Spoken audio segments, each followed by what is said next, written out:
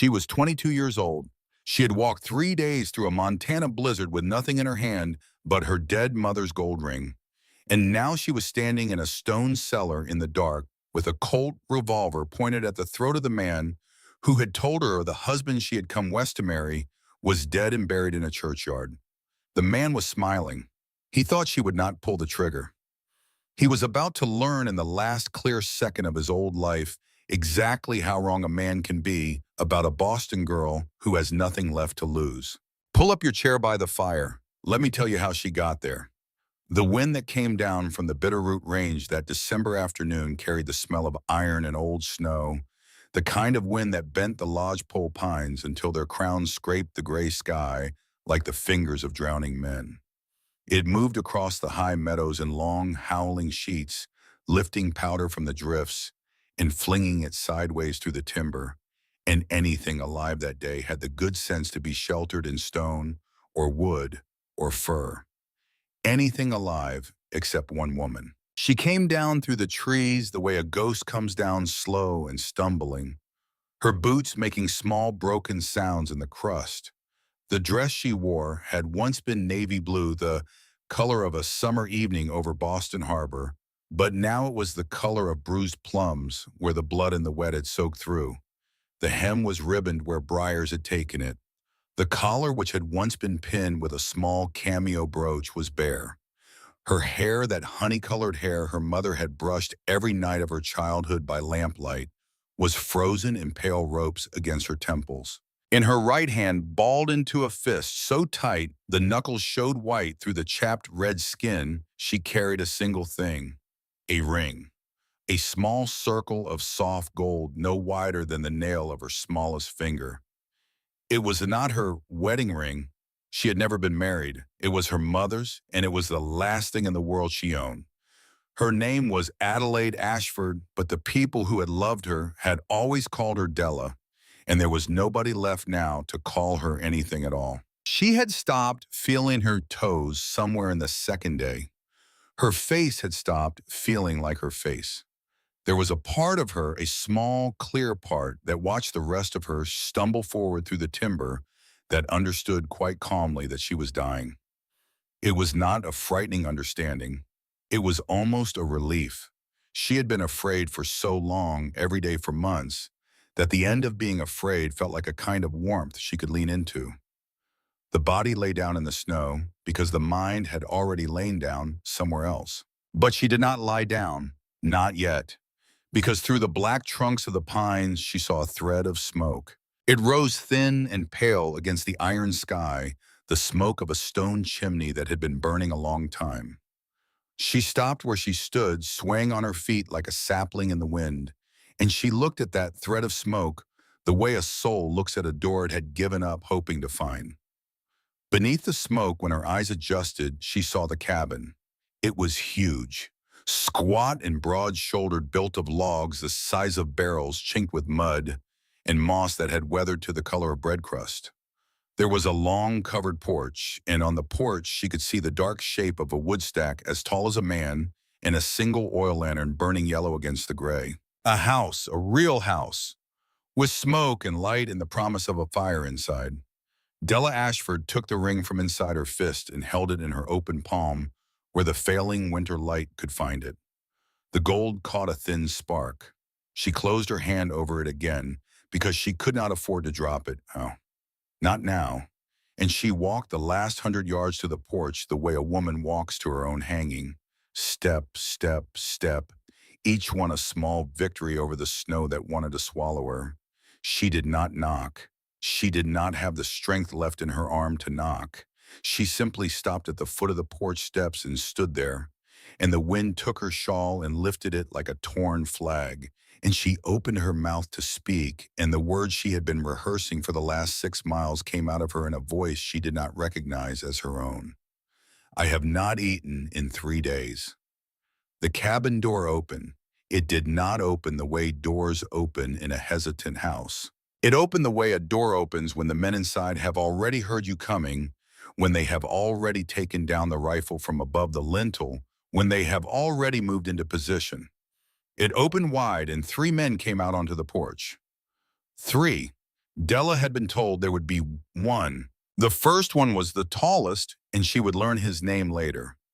But in that frozen moment, all she knew was that he stood 6.5 feet of shoulder and whether his hair the color of chestnut bark, with the sun bleached through it, his jaw set hard above 2 days of beard. His eyes were the color of whiskey held up to firelight, and they went straight to her closed fist before they went to her face. Behind him stood another half a step back, his hair a touch lighter, his shoulders the same impossible width, his hands bare and scarred and quiet at his sides. And behind him a third the youngest, by a measure with a quicker mouth and a faster eye, his rifle still cradled, but his finger off the trigger because he had already seen what he was looking at, and what he was looking at was not a threat. What he was looking at was a woman about to die on the porch. Della lifted her hand. She opened her fingers. The ring lay there in her chapped palm, a small bright thing in all that gray. "Will you buy my wedding ring?" The tall man in front took one step. Just one.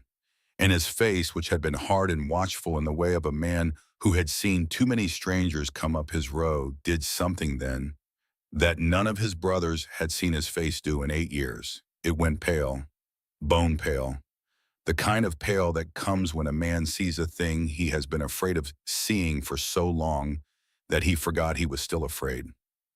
He did not look at the ring. He looked at her face. He looked at the honey air frozen against her temples, and the cracked lips, and the cornflower blue eyes that were trying so hard to keep him in focus. And in that look there was something Della was too far gone to read, something old and cracked open and unbearable. She tried to say the rest of the speech she had practiced.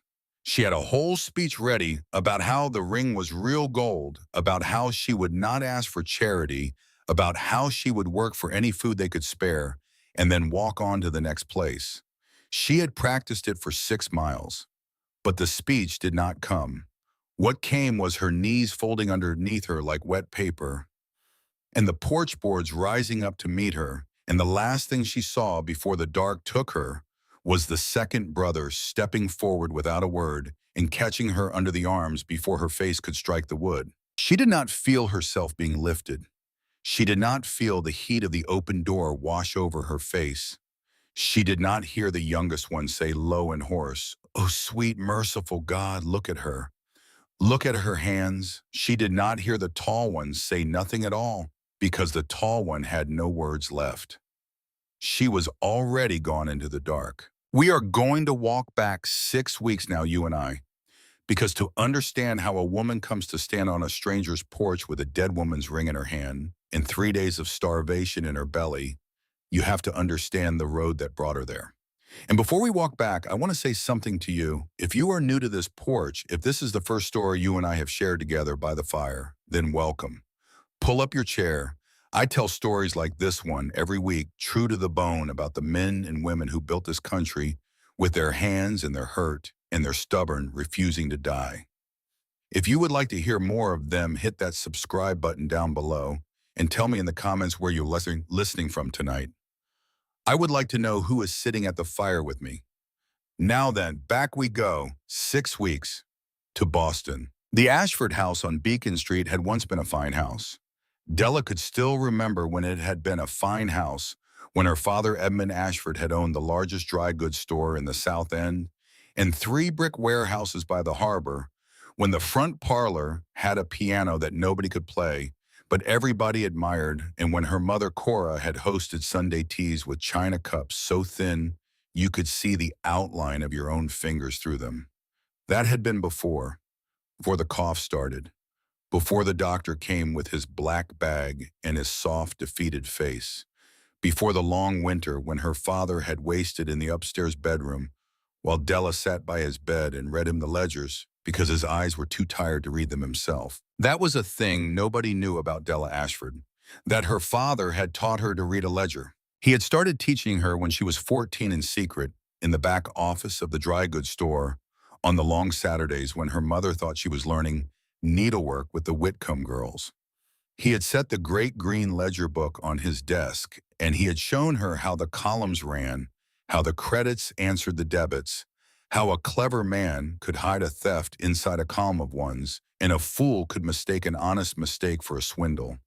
He had told her, his hand on the back of her chair, that a woman who could read a ledger was a woman who could not be cheated, and that he would not raise a daughter who could be cheated.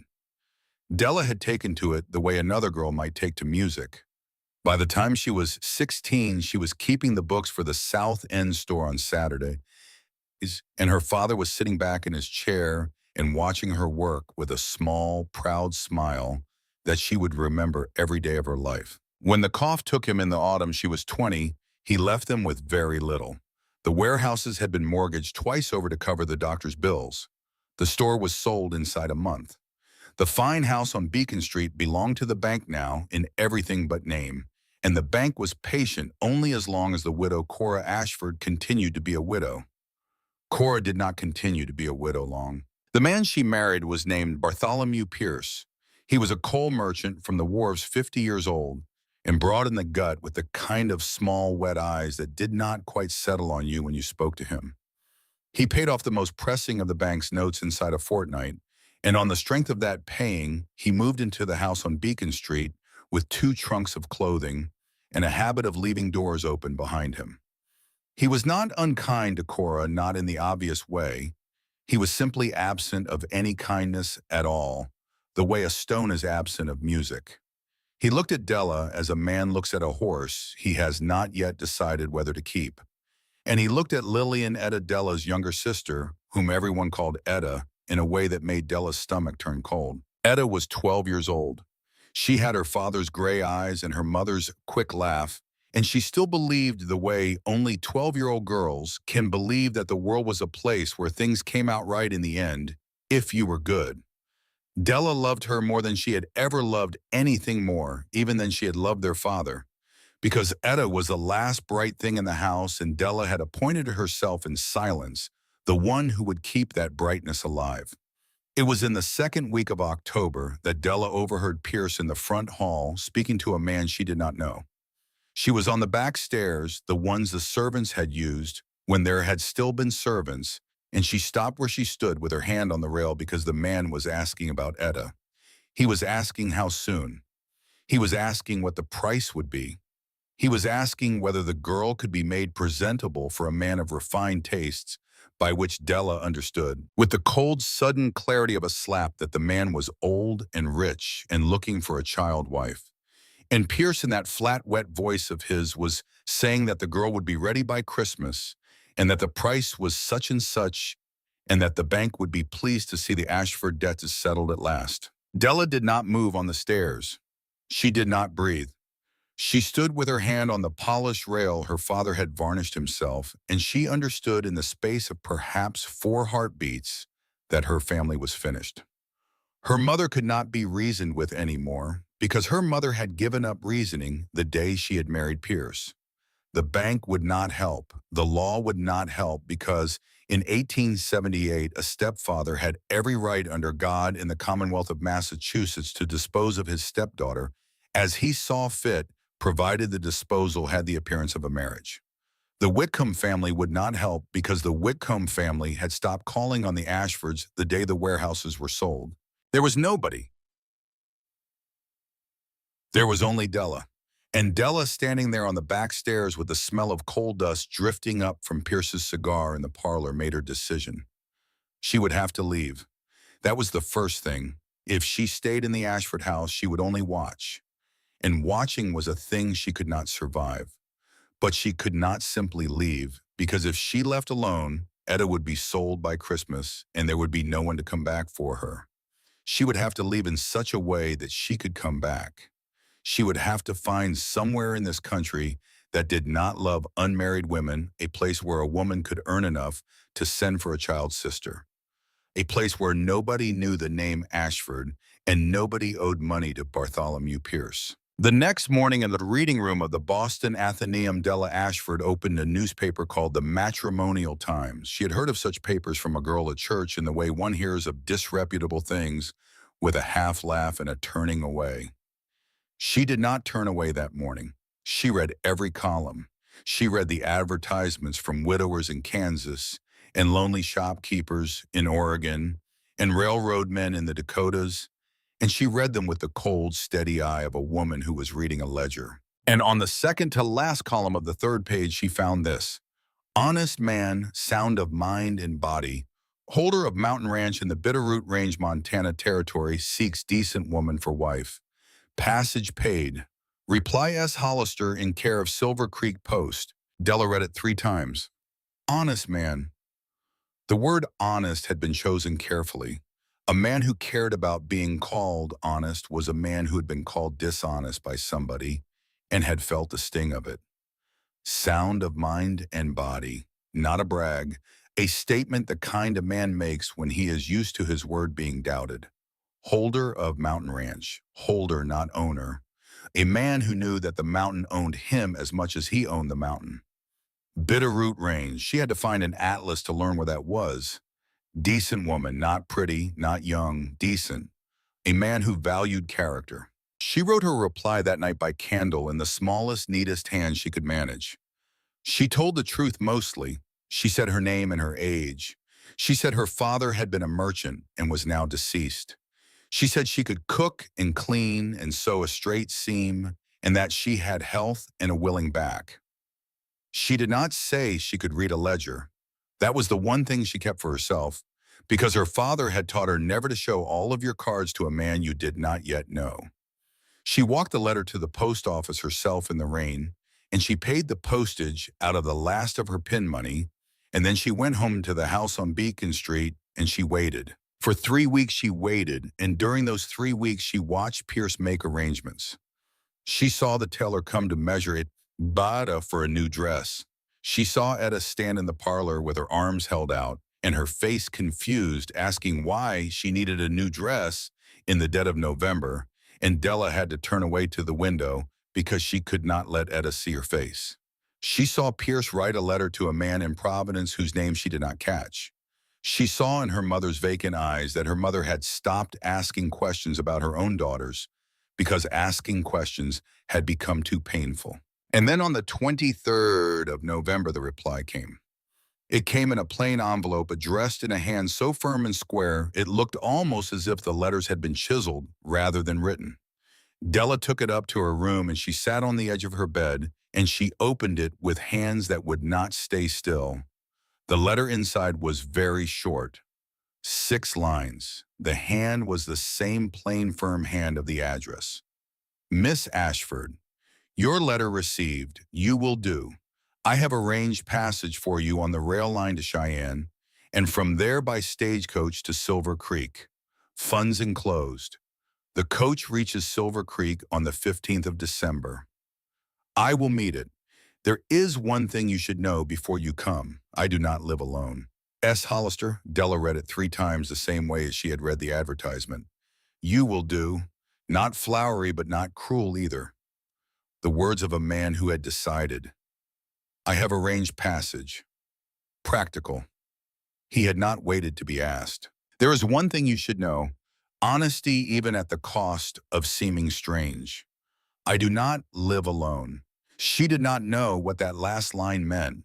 She thought perhaps that he had a mother, or a child from a first marriage, or an aged uncle who had come west with him.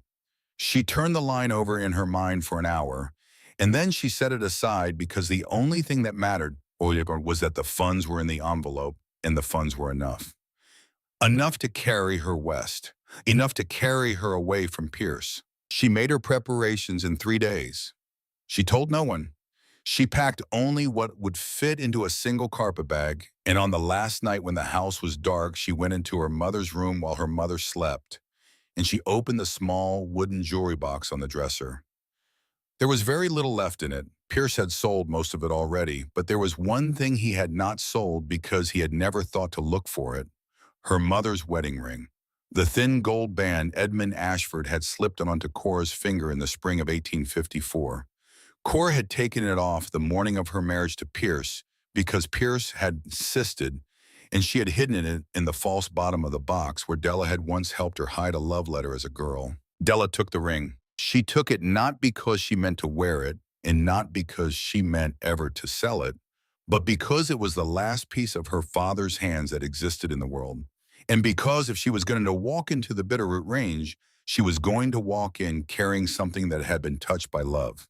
She found a needle and thread in her sewing basket, and she opened the hem of her best traveling dress, the navy blue one with the small lace at the cuffs, and she stitched the ring inside the hem, where no thief and no stepfather and no stranger on a train would ever think to look for it. Then she went into Etta's room. Etta was asleep on her side, one hand under her cheek, the way she had slept since she was a baby. Her brown hair was loose on the pillow. The new dress Pierce had ordered for her was hanging on the wardrobe door, finished now the color of a wedding cake. Della knelt beside the bed and she put her mouth close to her sister's ear, and she whispered the only promise she had left to give. When I am settled, I am coming back for you. I do not know how long it will take, but I will come. I swear it on Father. I swear it on every Sunday he ever held my hand. I am coming back, Etta. Do not let them break you before I come. Etta did not wake. Della kissed her temple. She left the house on Beacon Street at 4 o'clock in the morning before any servant or stepfather was stirring, and she walked to the train station with her carpet bag in her hand and her mother's ring stitched into her hem, and her father's lessons folded inside her like a knife she had not yet shown to anyone. The train took her west for 6 days. She did not sleep much on the train. She watched the country change outside the window, the trees thinning and the ground hardening, and the towns getting smaller and meaner. And she practiced being someone other than Adelaide Ashford of Beacon Street. She practiced being a woman who could chop wood. She practiced being a woman who could endure.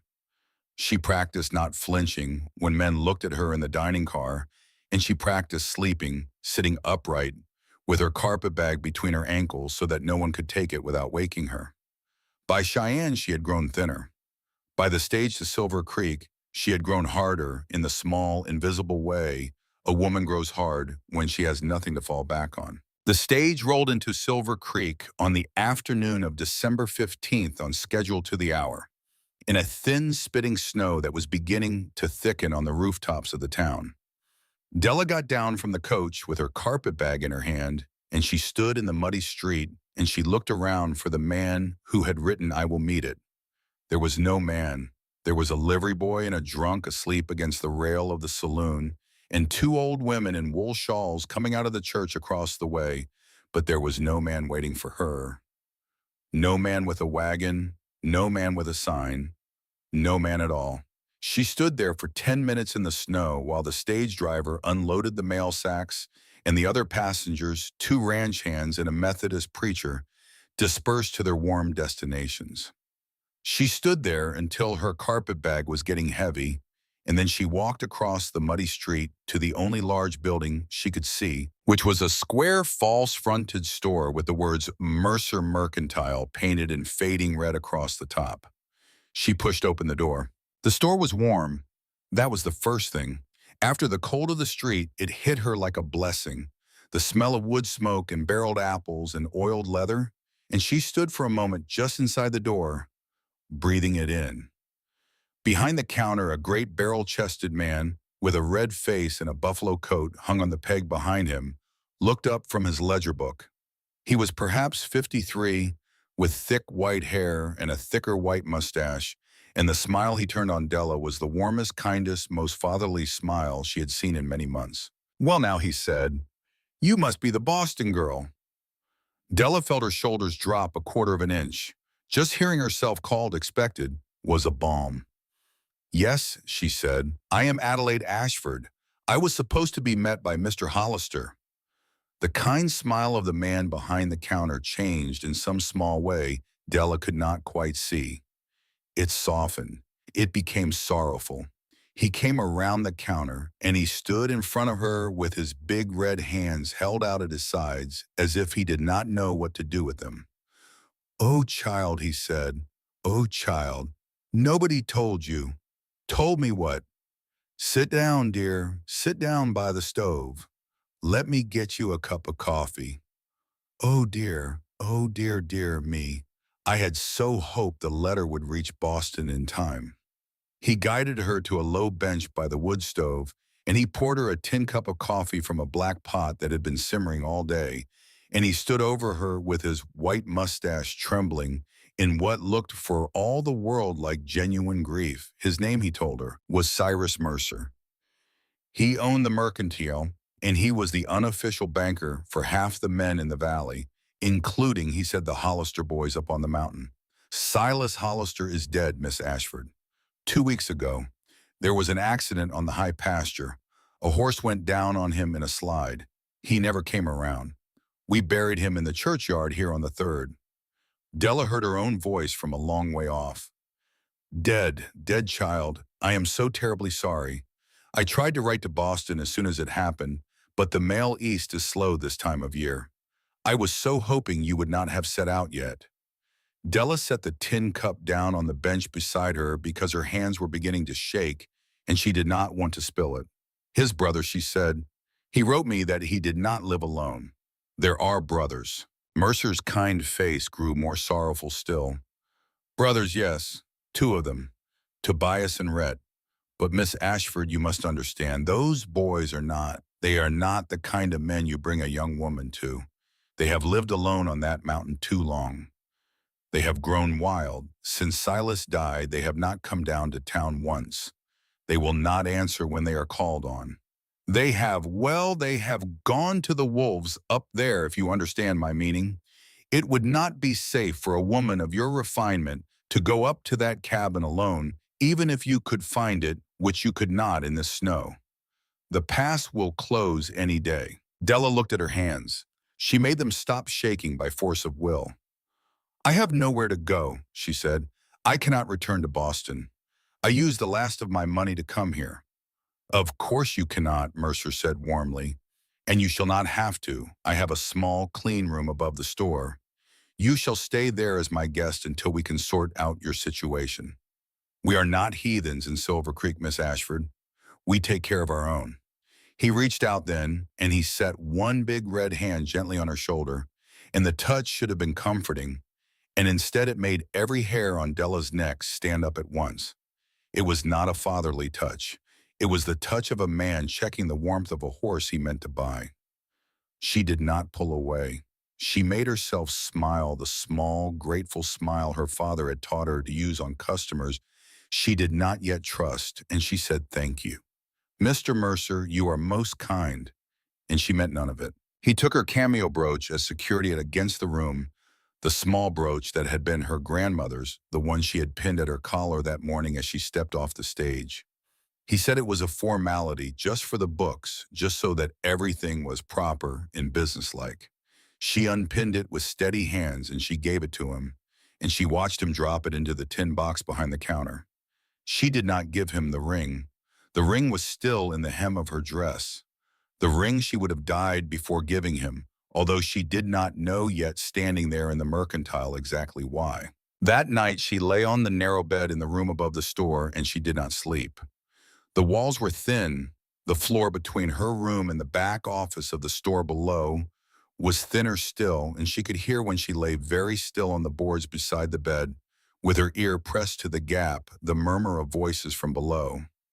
It was Mercer, and another man whose voice she did not know. They had come into the back office after the store had closed, and they were drinking from a bottle, and they were speaking the way men speak when they think no woman in the world can hear them. All 3 of them. Hollister's is alive and well, but that mountain, Mercer was saying, and his voice was nothing like the warm, sorrowful voice of the afternoon. It was flat, and it was satisfied, and it had a small, private laugh moving around inside it. Telling her the eldest is dead is enough to keep her down here while the storm sets in. I keep her here 3 days, maybe 4. Take what she has on her. Then Brennan rides her up to Helena and we put her on the books.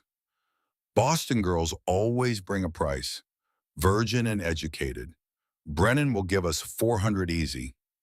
Maybe more if the buyer in Helena is the one I think he is. The other man laughed. The other man said something Della did not catch about the snow being a blessing this time. Della did not move. She did not breathe. She lay on the cold board floor of the room above the mercantile, and she felt her own heart beating against the wood, and the small, clear part of her that did not panic was already awake and at work. It was already counting her assets. A carpet bag, a wool shawl, the ring in her hem, a pair of leather boots that had not yet rotted through, a mind that knew how to read a ledger and now also knew how to read a man. She had until perhaps the third night before Brennan came for her from Helena. She had until perhaps the second night before Mercer found a reason to take the carpet bag. She had until the storm thickened enough to close every road out of Silver Creek that did not lead up the mountain, and the road up the mountain was the only road Mercer did not want her to take, which meant it was the only road she had left. Della Ashford lay on the floor of that little room with her ear to the boards until the voices below stopped and the lamp downstairs went out. Then she got up and she put on her boots and she sat on the edge of the bed in the dark and she made her plan. She would leave on the second night, not the first, because the first night they would still be expecting her to try. She would steal a coat from the lean-to behind the store because her own shawl would not get her past the timberline. She would take a heel of bread from the kitchen and a strip of dried meat if she could find one. She would walk out the back, not the front, and she would follow the creek north, not south, the way the old laundry woman who came to wash sheets that morning had whispered to her in the kitchen passage as she pretended to rinse her hands.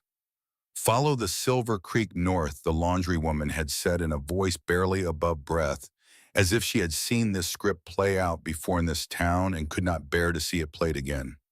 Past 3 hills, past the broken pine, then turn left. Do not go after dark. The Hollister boys is hard men, but they is honest men, and they will not turn a woman out. The laundry woman had not waited for thanks.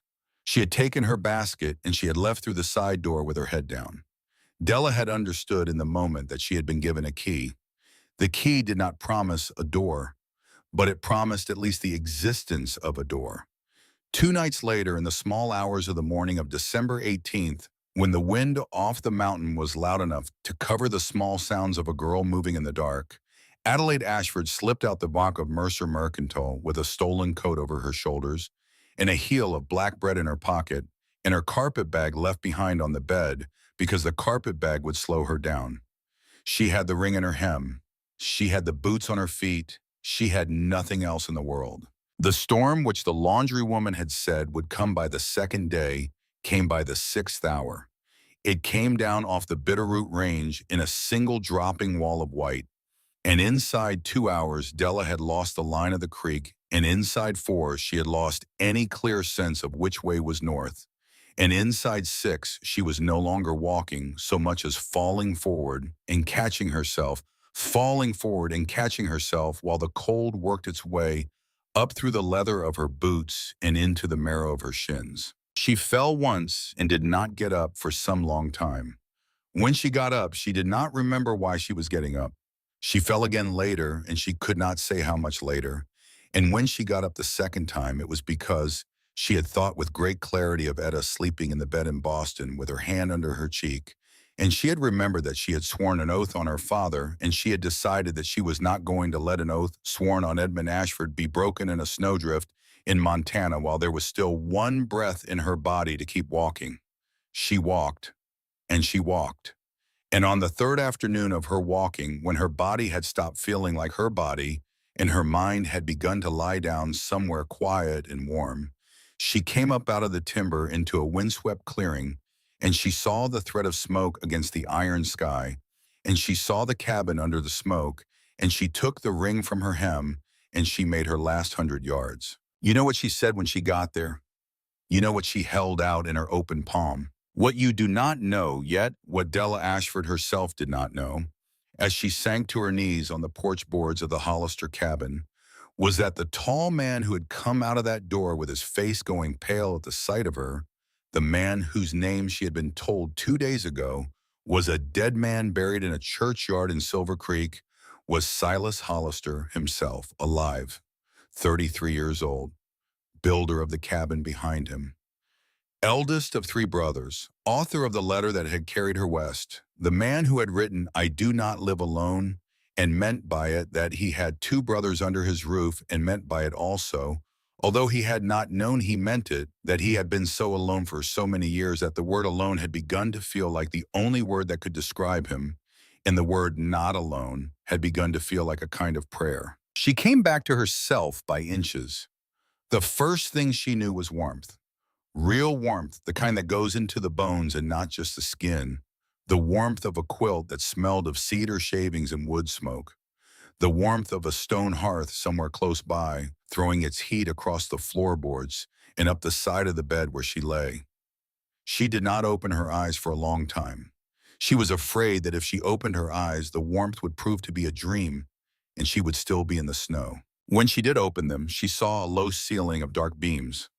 She saw an oil lamp turned low on a small table beside the bed. She saw on the table a tin cup of water and a spoon and a folded square of clean cloth. She saw on the back of a chair pulled up to the bed, but pulled back to a respectful distance, a heavy wool coat that did not belong to her.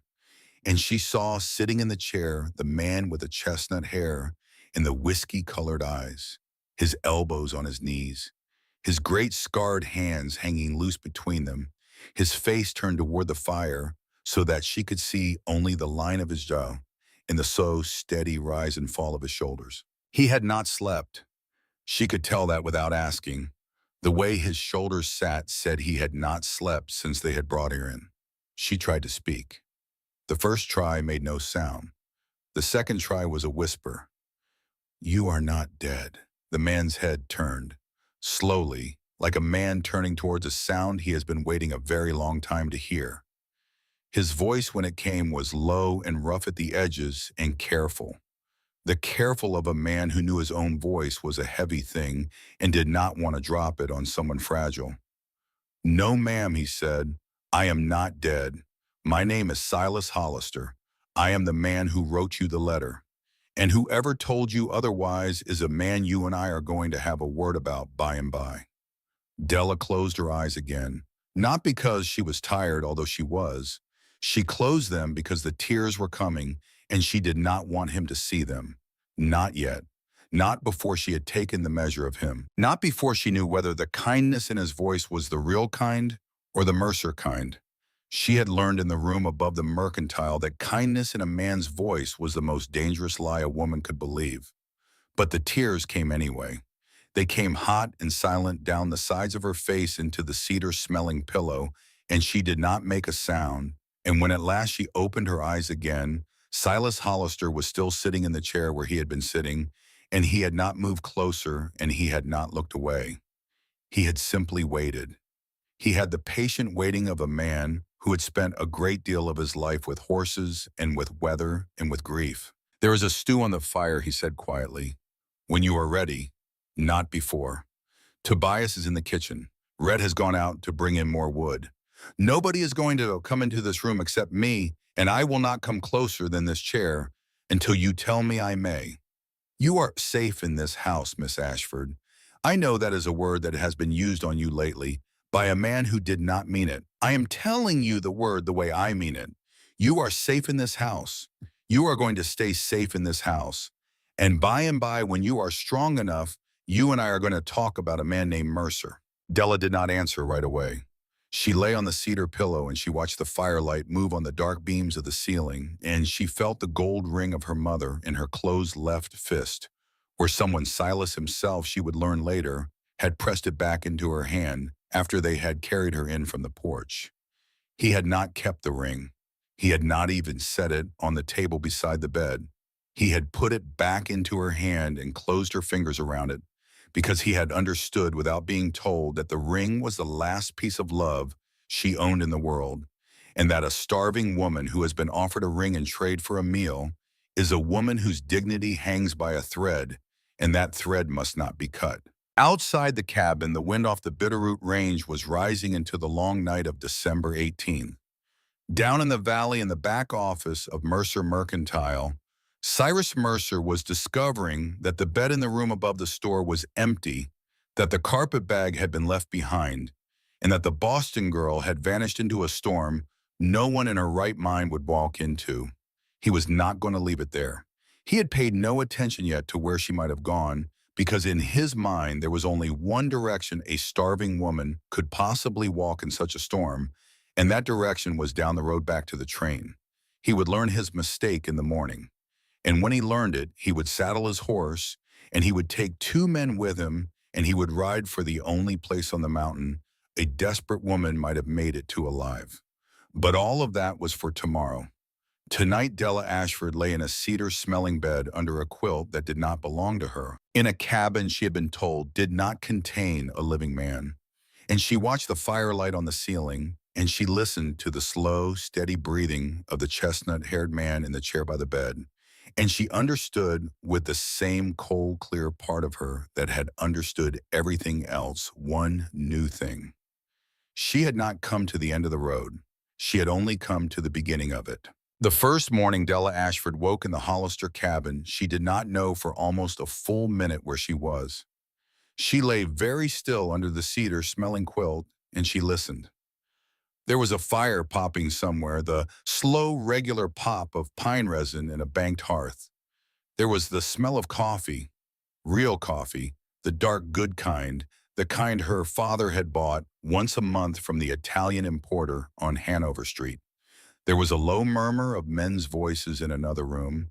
Two voices, one deeper than the other, both careful, both held down to a volume that suggested they knew there was a sleeping woman in the house, and they were trying not to wake her. She opened her eyes by degrees. The room was small and clean, pine boards on the floor scrubbed pale by years of soap and sand, a washstand against one wall with a tin basin and a folded gray towel.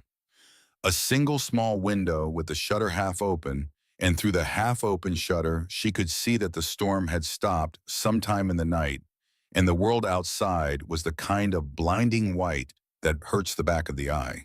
There were no curtains. There was no mirror.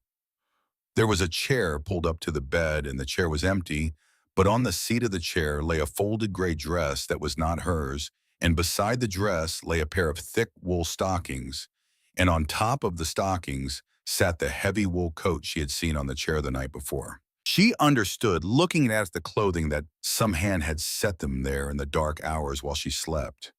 Set them there and gone. Set them there and not lingered, because the man who had set them there had known that a woman waking in a stranger's house must wake without a stranger looking at her. She sat up, slowly. Every muscle in her body hurt in a clean, honest way, the way muscles hurt after they have been used past their limit and have come back from it.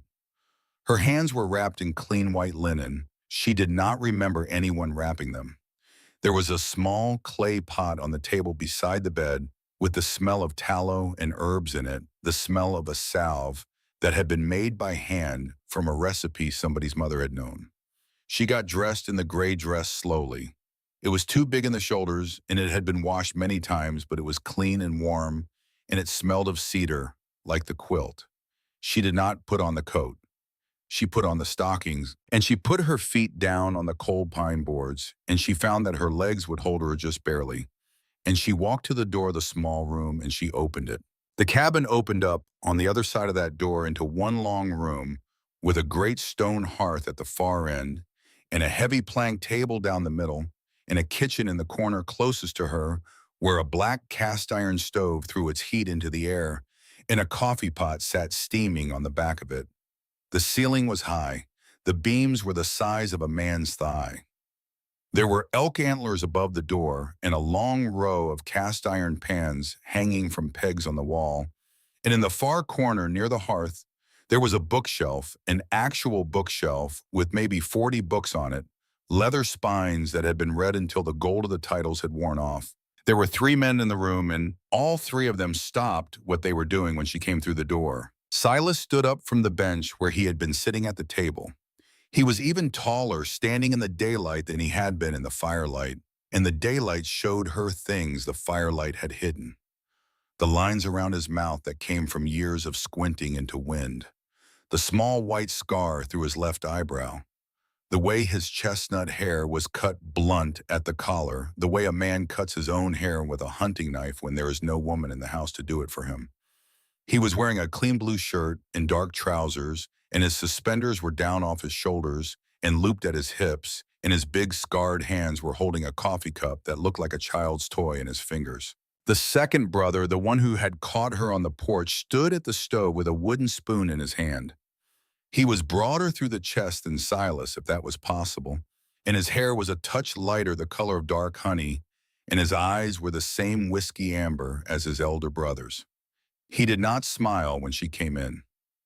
He inclined his head once gravely, the way a man inclines his head to a woman in church, and he turned back to the stove to give her the privacy of not being looked at while she crossed the room. The third brother, the youngest, was sitting on the hearthstone with his elbows on his knees, mending something in his lap with a length of leather and an awl.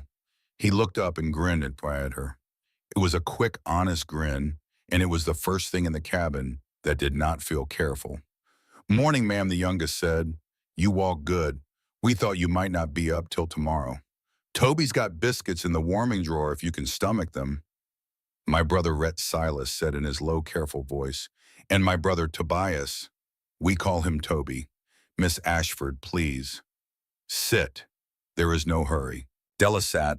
She sat in the chair Silas pulled out for her at the head of the long plank table, and she folded her bandaged hands in her lap because she did not yet know what to do with them. And she watched Toby pour coffee into a tin cup and bring it to her and set it down without his fingers ever once brushing hers. He set down a plate with 2 biscuits and a pat of yellow butter and a small jar of dark honey. He set down a spoon. He stepped back. None of these 3 men, she realized slowly, had come within arm's length of her since she had walked out of the bedroom. They were giving her the entire width of the cabin. They were doing it without making a show of doing it. She picked up the coffee cup with both bandaged hands. The first sip went into her like sunlight.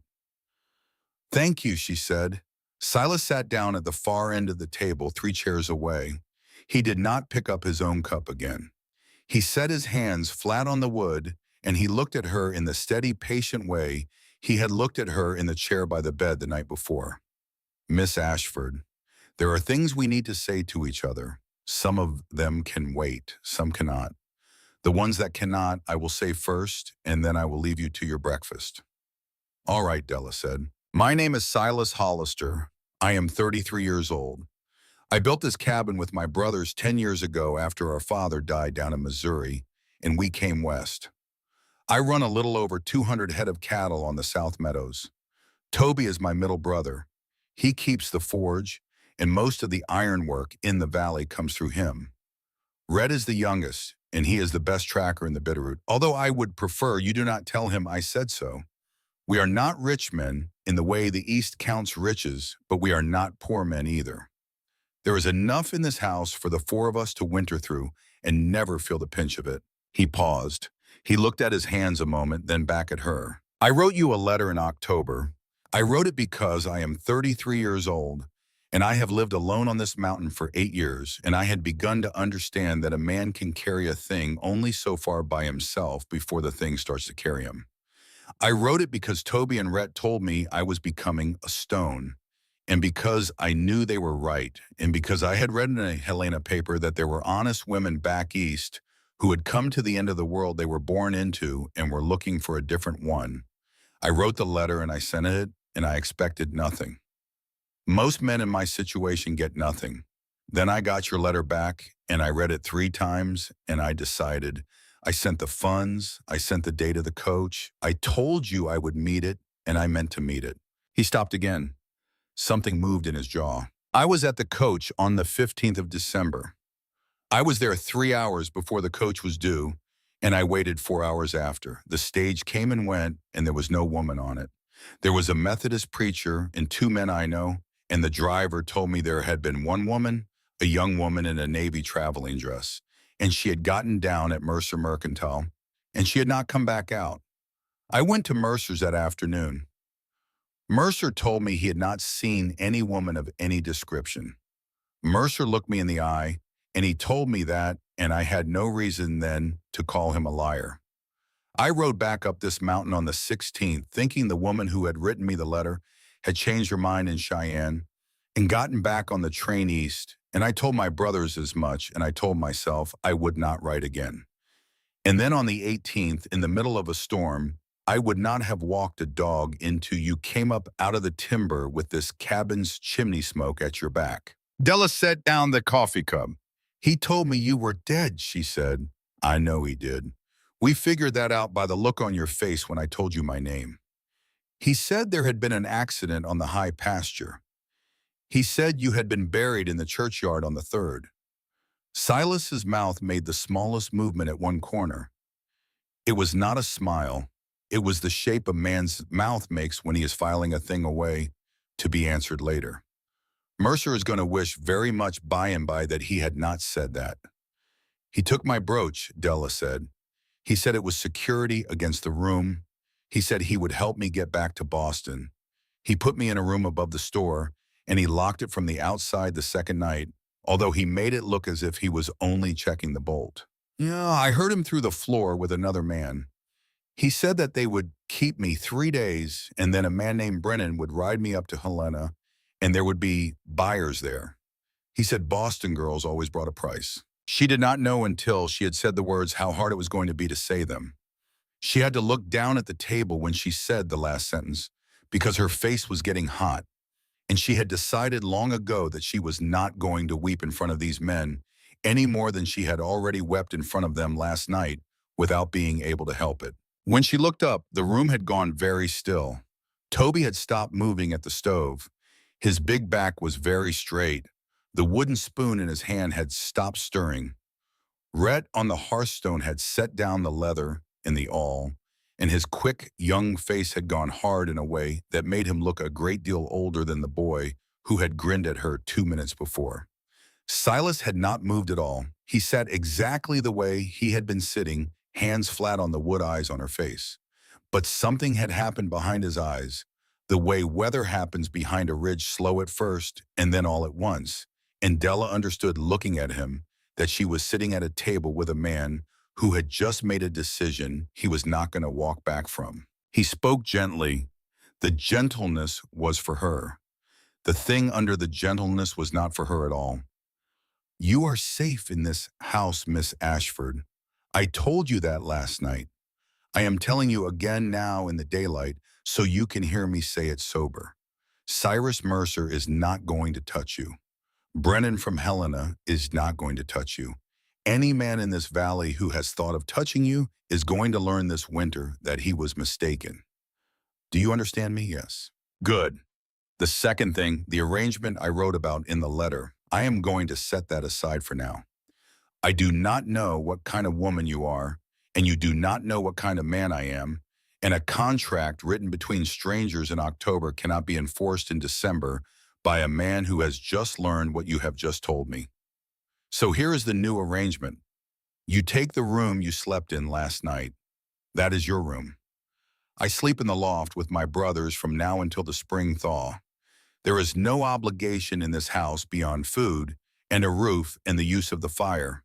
You eat what we eat. You rest until you are mended. When you are mended, if you wish to work for your keep, there is plenty of work, and Toby will show you what is useful and what is not. And Rhett will take you out on the ranch when the weather allows it, if you would like to learn the country. When the spring thaw comes, the road down to Silver Creek opens, and from Silver Creek, the road east opens. If on that day you wish to leave, I will pay your passage to Boston or to anywhere else in this country you would like to go, and I will not ask you for 1 penny back, and I will not ask you for one promise. If on that day you wish to stay, then we will have a different conversation. But the conversation does not happen until the thaw. Are these terms acceptable to you, Miss Ashford? Della sat with the coffee cup in her bandaged hands, and she looked at the man at the far end of the table, and something in her chest that had been wound up tight as a watch spring for 6 weeks let go one full turn. Yes, Mr. Hollister, they are acceptable. Silas, in this house, if you can manage it. Silas, eat your breakfast, Della Ashford. Toby makes the best biscuits in the territory, and he likes to be told so. The biscuit broke open under her thumb in a hot, soft cloud of steam, and she put butter in it, and she put honey on the butter, and she ate. And while she ate, the cabin around her went back to its slow, careful quiet, and Toby went back to the stove, and Rhett picked up the leather in the awl, and Silas sat at the far end of the table and watched the fire and did not look at her again until she had finished her plate, because he had been raised by a mother who had taught him that a hungry person should be allowed to eat without an audience. In this way, the first morning passed. The first week of Della Ashford in the Hollister cabin was a week of small, careful kindnesses, none of them spoken. She woke each morning to find that someone had brought a fresh basin of warm water to the washstand outside her door, and a fresh small cake of soap and a clean towel, and that the someone had then withdrawn to the far end of the cabin so that she could come out and wash without being seen. She came to understand by the third day that the someone was always Tobias. Toby rose before any of them, before the coldest gray of dawn, and he laid the fires, and he set the coffee, and he carried the water in from this well behind the cabin, and he heated it on the stove, and he carried it to her door, and he did all of this without ever once making the noise that would have allowed her to thank him for it. She thanked him anyway on the fourth morning when she came out of her room and found him at the stove and the water already on the washstand. She said only, "Thank you, Toby." He inclined his head the same grave half-inch he had inclined it the first morning. He said, "Ma'am." He turned back to the stove. The tips of his ears, she saw, were red. Rhett was the one who made her laugh first. It happened on the fifth day. She had walked slow and careful out onto the front porch in her gray dress, in the heavy wool coat that turned out to belong to Silas because the coat was the only one in the cabin big enough to swallow her down to the knees and keep the wind off her ankles. She had gone out because the cabin air had begun to feel close to her, and because she wanted to see in the daylight at the country she had walked through to get here. She was standing at the porch rail with her bandaged hands tucked into the pockets of the coat when Rhett came around the corner of the cabin from the direction of the barn, leading a small, shaggy bay horse on a halter, and behind the bay horse came a yellow dog of no determinable breed, and behind the yellow dog came a half-grown calf that did not appear to belong to either the horse or the dog, but had attached itself to the procession out of pure social interest. Rhett saw her on the porch, and he stopped, and the bay horse stopped, and the yellow dog sat down in the snow, and the half-grown calf walked into the back of the dog and let out a small, surprised noise. Rhett looked at the calf. He looked at Della. He looked back at the calf. He shook his head once, the slow, regretful head shake of a man whose life is a procession of unwanted livestock. "Ma'am," he called up to her, "I want you to know that this calf has followed me to and from the barn every morning for 2 weeks, and I have given up trying to teach him otherwise. I am introducing you to him formally, so that when he eats your laundry off the line in April, you will know who to blame." Della heard a sound come out of her mouth that she had not heard in a long time. It was a small, surprised laugh. It surprised her as much as it surprised the calf. Rhett saw it land on her face, and he grinned the same quick, honest grin she had seen the first morning, and he tipped his hat to her, an exaggerated gentleman's tip, and he led the procession on around the side of the cabin and out of sight, and Della stood at the porch rail with the laugh still warming the back of her throat. And she thought, oh, so I can still do that. The cabin held more than she had understood at first. She came to learn it room by room in the slow exploring way of a woman who has been told the house is hers for the winter and wants to know what the house contains. There was the great main room with the hearth and the table in the kitchen. There was her bedroom off one side of it, and a second, smaller bedroom off the other side, which she would learn later had been Silas's room when he had slept down here, and which was empty now because Silas had moved his things up to the loft the morning after she arrived, the way he had said he would. There was the loft itself, reached by a ladder, which she did not climb because the loft was the men's quarters now, and a woman did not climb into men's quarters in 1878, even when she had been told the house was hers. There was a back porch with a smokehouse off it and a row of hams hanging in the dark like dark lanterns. There was the forge, in a separate small building of its own with a tin roof and a brick chimney, where Toby spent 4 hours of every day, and she could hear from the cabin the slow, steady ringing of his hammer on the anvil, a sound like a heart that was somebody else's and was beating for the whole valley. There was the bookshelf.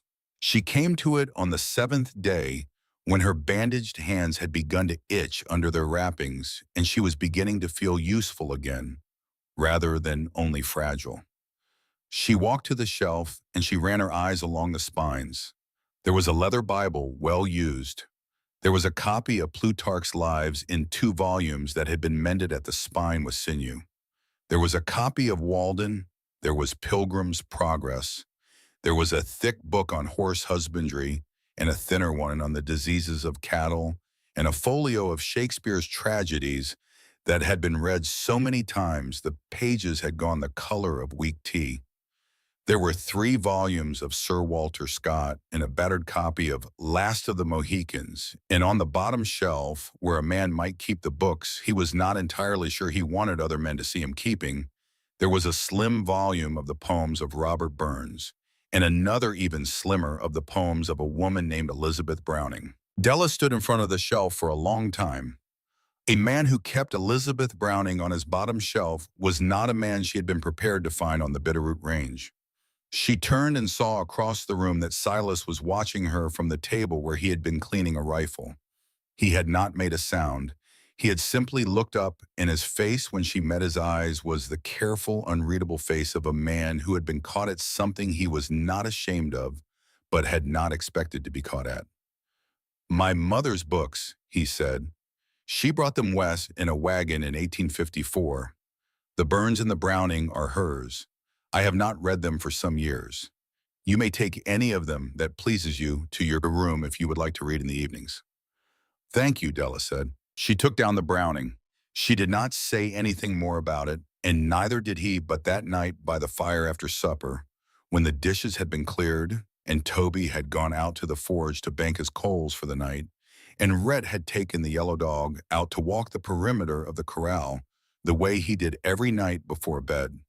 Della sat in the rocking chair near the hearth with the small book open in her bandaged hands, and Silas sat in the chair across from her with a piece of harness leather across his knee and an awl in his hand, and neither of them said a word for almost an hour. And the silence was not the silence of strangers anymore. It was the silence of 2 people who were sharing a fire and were content to share it. Sometime after the 2nd hour, when the fire had burned down to red coals, and Della had read Sonnet 43, for the 3rd time she closed the book softly on her thumb, and she said into the quiet Silas, "May I ask you a question?" "You may. You said in the letter that you did not live alone. You meant your brothers. I meant my brothers. Did you mean anything else?" The question hung in the air between them for a long moment. Silas did not look up from the harness leather right away. When he did look up, his face had the look it had worn that first morning when she had told him about Mercer through the floorboards. "There was a woman," he said, "8 years ago. Her name was Lenora. She came west on a wagon train in the spring of 1869. She was 24 years old. She had answered an advertisement in a Pittsburgh paper that I had not written, but a friend of mine in Helena had written for me, because in those days I did not know how to write such a letter for myself. She came to Silver Creek the way you came to Silver Creek. She rode up this mountain on a borrowed mule the way you walked up this mountain in a storm. We were married that May by a circuit preacher who came through the valley once a year. In the autumn of 1870, she was carrying our child. In the December of 1870, a storm came down off the range, and I was at the south fence line a long way from the cabin, and Lenore went into her labor early, and she went out into the snow to find me because Toby and Rhett were both away on a hunt, and she was alone in the cabin. They found her 2 days later, half a mile from the porch. She had not made it past the broken pine on the trail. He did not look at Della while he said it. He looked at the harness leather. His big hands moved on the awl with the steady patience of a man who needed to be doing something with his hands, while his mouth said the words. "For 8 years I have believed I killed her. I have believed that if I had been at the cabin, if I had not been at the south fence, if I had heard her call my name, she would not have walked into that snow. I have believed it the way a man believes a Sunday sermon. I have believed it so long it has become the shape of who I am. That is the thing I meant when I said in the letter that I did not live alone. I did not mean my brothers. I meant her. I meant the 8 years she has been walking out into that snow inside my head. I did not know I meant it when I wrote it. I know it now. Della did not move from the rocking chair. She did not reach across the space between them because the space between them was the space he had set, and she would not cross it without his asking. But she set the small book of Browning down very gently on the arm of the chair, and she said quietly into the warm red dark of the dying fire, Silas Hollister, I am very sorry for your Lenora, and I want you to hear me when I say this. A man who walks out to the south fence in the morning is not a man who killed his wife. He is a man who was working. He is a man who was doing the thing that fed her and the child she was carrying. The storm killed her. The early labor killed her. The distance killed her. The country killed her. You did not kill her. I do not have the right to tell you that because I did not know her and I have only known you for a week. But I have read enough ledgers in my life to know an honest accounting from a false one. And the one you have been keeping in your head for 8 years is a false one. And I think somewhere underneath it, you have always known that. And I think the reason you could not write that letter for yourself in 1869 and could write one in October of this year is that some small voice in you had finally begun to ask whether the accounting was right. Silas Hollister did not look up from the harness leather for a long moment. When he did look up, his whiskey-colored eyes were wet at the inside corners, the way a man's eyes get wet when he is too proud to let the tears fall, but cannot stop them gathering. He said very quietly, "Thank you, Della." It was the first time he had used her given name without the miss in front of it. Della picked up the small book of Browning again, and she did not say anything more because she understood that what had been said was enough and that anything said on top of it would be too much. The fire popped softly in the hearth. Outside, the wind off the Bitterroot Range was rising again into a long, the sigh of a winter that had decided to stay a while. The next morning, Della asked to be useful. She asked Toby first because Toby was at the kitchen end of the cabin, and because the kitchen was the one place in the house where a Boston girl who had never roped a steer might claim the right to know what she was about. Toby looked at her gravely over the top of a sack of cornmeal. He set the sack down. He said, "Ma'am, my biscuits are good, but I will tell you the truth. My bread is only fair, and a winter is a long time to eat only fair bread." Della said, "My mother taught me to bake." Toby said, "Then this kitchen is yours when you want it, and I will be the first man at this table to thank you for it." He said it the same grave half-inch of the head he gave her every morning, and he meant every word. By the end of the second week, Della Ashford had washed her navy blue traveling dress, mended the torn hem, and stitched her mother's oral ring back inside the lining where it had ridden west with her from Boston. And she was baking bread 3 times a week in the great cast-iron stove of the Hollister cabin. The bread came out brown and high and good, and the smell of it filled the long main room from the rafters to the pine-board floor. And on the first day, she pulled a loaf from the oven and turned it out onto the cooling rack. Rhett came in from the cold and stopped in the doorway and breathed in the smell of it with his eyes closed like a man stepping into a church. "Ma'am," he said, "if you stay through Christmas, I will marry that bread," Rhett Silas said from the table without looking up. "I know, Silas. I know. I'm only saying." The bread. Della did not laugh out loud, but she turned to the cooling rack with her face down so that Rhett would not see her smiling, and she let the smile happen on her face for a long moment in the dim warmth above the loaves, and she understood that something in her was beginning to mend. It was on the morning of the 15th day that Della Ashford walked into the small office at the back of the cabin and saw for the first time the green ledger. She had not gone looking for it. She had been carrying a stack of clean folded shirts to put away in the small chest at the foot of Silas's old bed in the empty downstairs bedroom because Toby had washed the men's clothes the day before, and Della had taken over the folding because folding was something her bandaged hands could finally manage. She had pushed open the door of the small office to set the shirts on the chest, and she had seen on the desk by the window a great green leather book with a brass corner clasp lying open at a page covered in a square, firm hand she now knew to be Silas's. She set the shirts down on the chest. She walked very slowly to the desk. She did not touch the ledger. She only looked at it. Her father had taught her when she was 15 years old that a ledger could be read the way a doctor reads a face. You did not need to add the columns. You did not need to know the names of the accounts. You only needed to look at the shape of the numbers and the rhythm of the entries, the way a doctor looks at the color of a man's skin and the rhythm of his breath.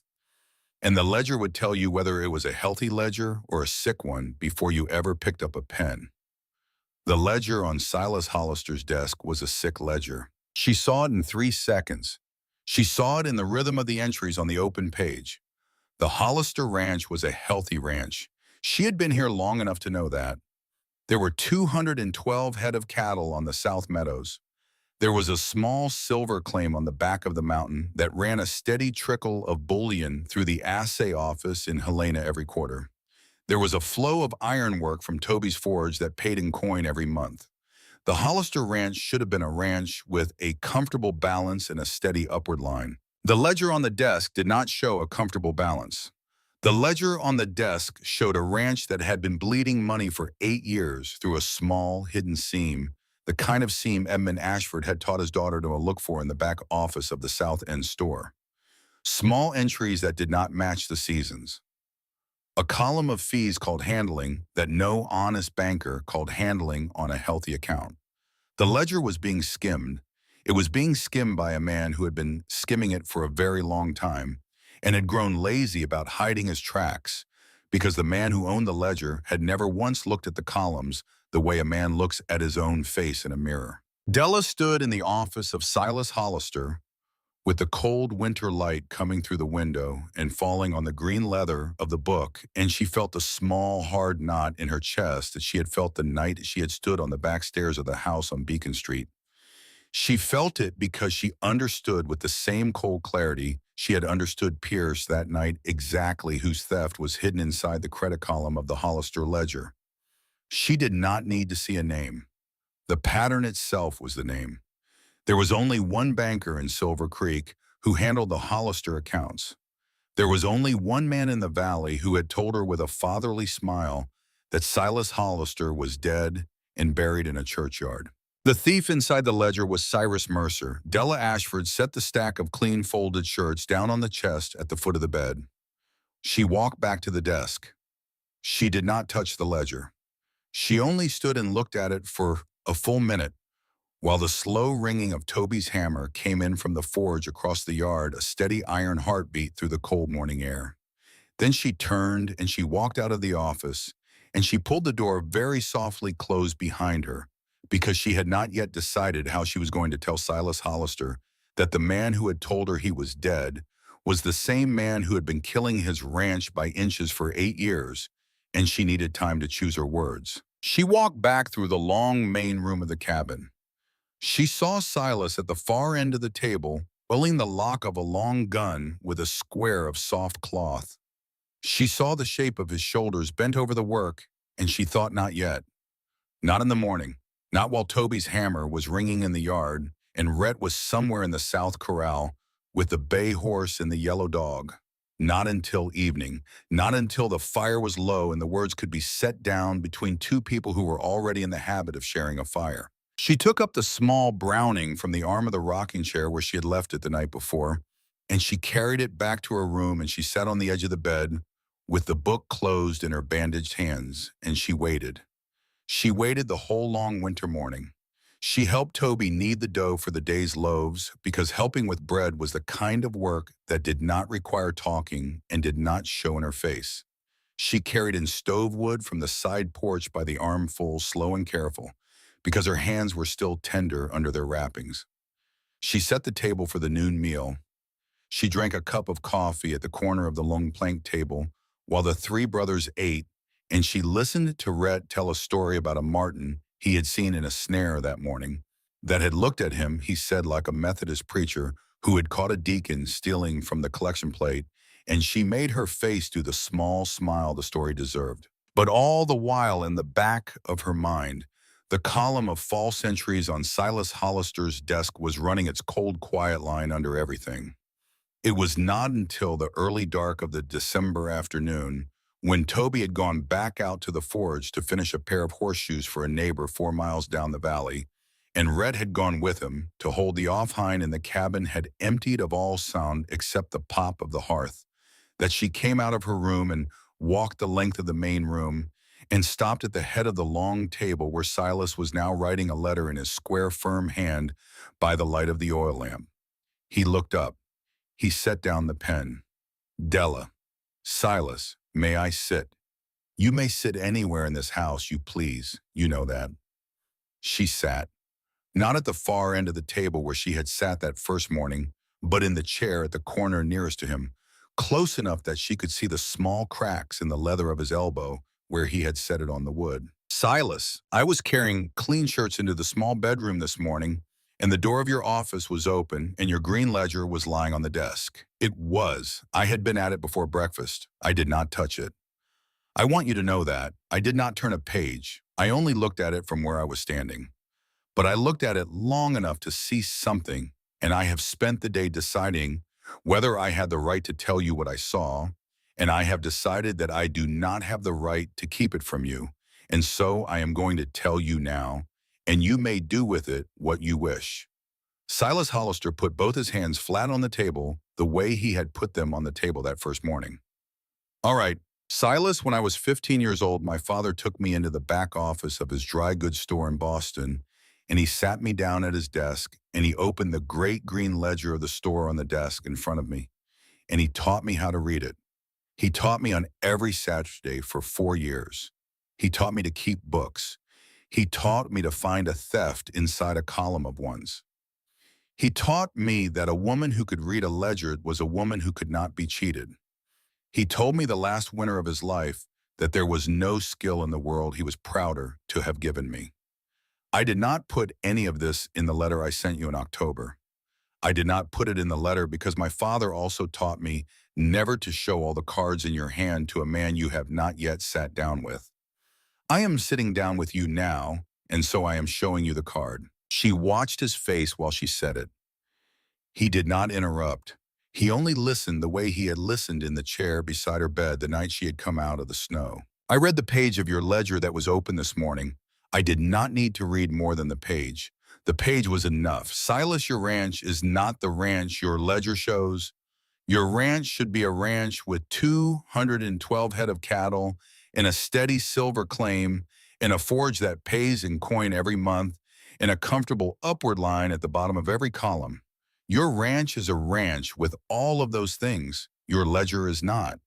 Your ledger is the ledger of a ranch that has been bleeding money in a small, slow seam for at least 8 years, and the seam is being opened from the outside by a man who knows where to put a knife into a column without leaving fingerprints, except that this particular man has grown lazy because the man who owns the ledger has never once looked at it the way a man looks at his own face in a mirror.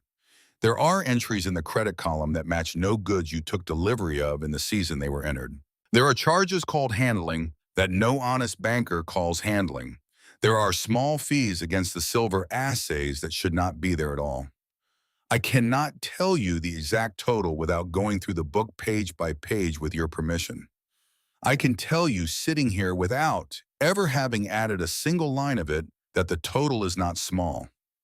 I would guess, knowing what a sick ledger looks like and knowing that this kind of theft starts small and grows bold the longer it goes unpunished, that the total across 8 years is somewhere between $8,000 and $12,000. Silas had not moved. Della. I am almost done, Silas. I have to say the last thing, and the last thing is the hardest thing, and I have to say it before I lose the courage. The man who has been opening that small, slow seam in your accounts for 8 years is the only banker in Silver Creek who handles the Hollister accounts. He is the man who told me on the 15th of December that you were dead and buried in the churchyard. He is Cyrus Mercer. I cannot prove it without your permission to read the book. But I knew it the moment I saw the page, and I have known it all morning, and I am telling you now because you are a man who deserves to know what is being done in his own house, under his own roof, and against his own brothers. And I would rather you be angry with me for telling you than carry the knowing alone for one more day. The cabin was very quiet. The fire popped twice in the hearth.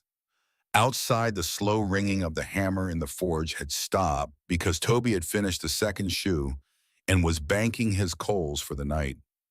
Della heard her own breath in the quiet, and she heard the slow heartbeat in her ears, and she did not look away from Silas Hollister's face. He looked down at his hands on the table for a long moment.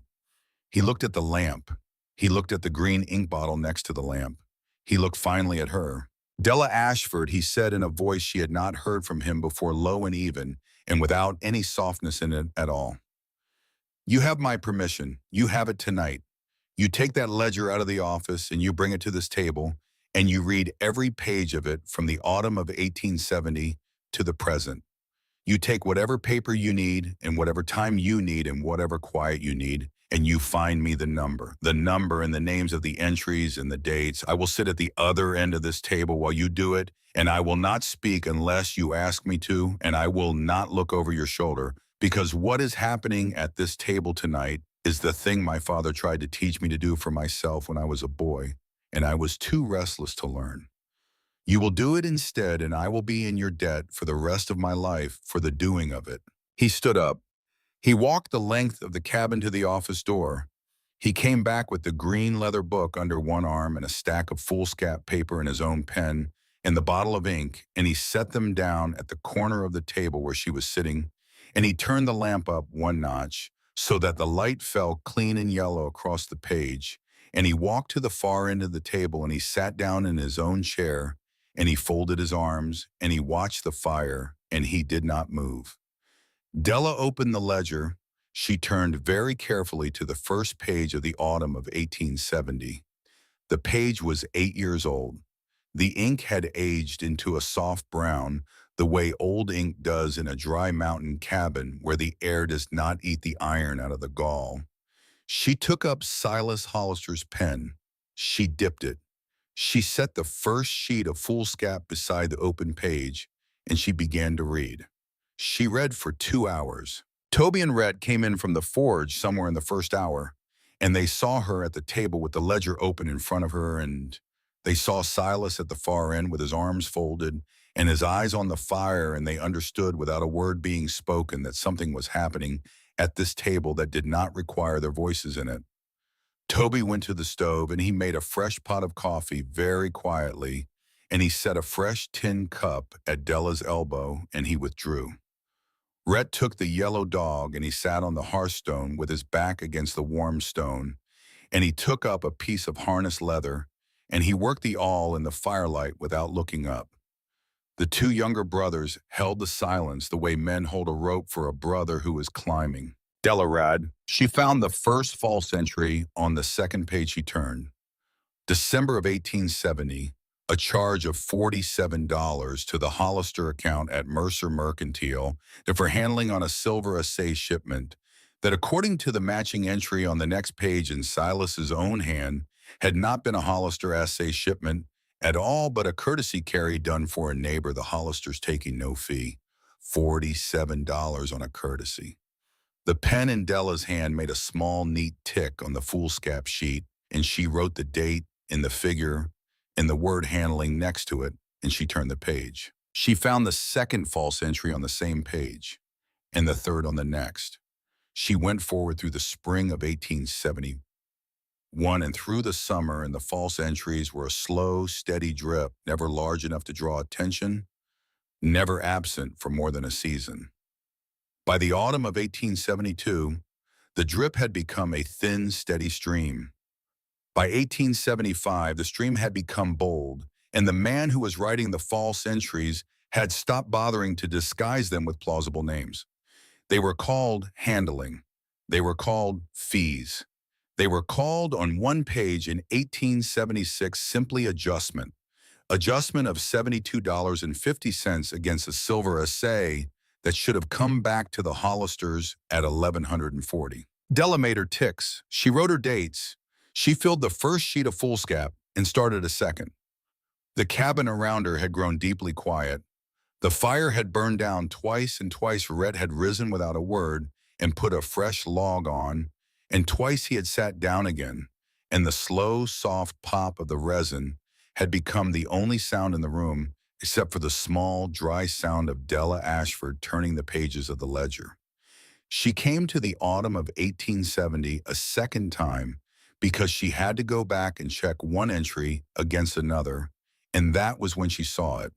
It was on the inside of the back cover, the very back, the place in a ledger where a careful keeper of books sometimes tucked a folded receipt or a torn page of memoranda for safekeeping.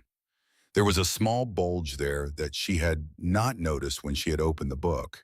She put her thumb under the corner of the leather and she eased the bulge gently out into the lamplight. It was a folded sheet of writing paper. It had been folded so long ago that the creases of the fold had become permanent, and the paper at the creases was thin and fragile. It was a letter. The hand on the outside fold was a woman's hand, fine and round and careful. The hand had written on the outside fold a single word, Silas. Della did not unfold it, not yet. She held it in her bandaged hands the way a person holds a small bird, and she looked across the long table at the man at the far end. He had not moved in 2 hours. He was watching the fire. Silas, he looked up. There is a letter inside the back cover of your ledger. It is written in a woman's hand. Your name is on the outside of the fold. I have not opened it. I do not know how long it has been there. But it has been there for some years, by the way. The paper has aged, and I think you have never seen it. Silas Hollister sat very still in his chair at the far end of the table. When he spoke, his voice was low and slow, the voice of a man who is moving carefully through a room in the dark because he does not yet know what is in the room with him. Read it to me, Della. Silas, it is your letter. It is in your house. It is your name on the outside. Read it to me, please. I do not trust my hands to open it. Read it to me, Della Ashford, in your own voice, the way you read Browning to yourself last night by the fire. She unfolded the letter. The paper had been folded for 8 years. It opened with a small dry sound.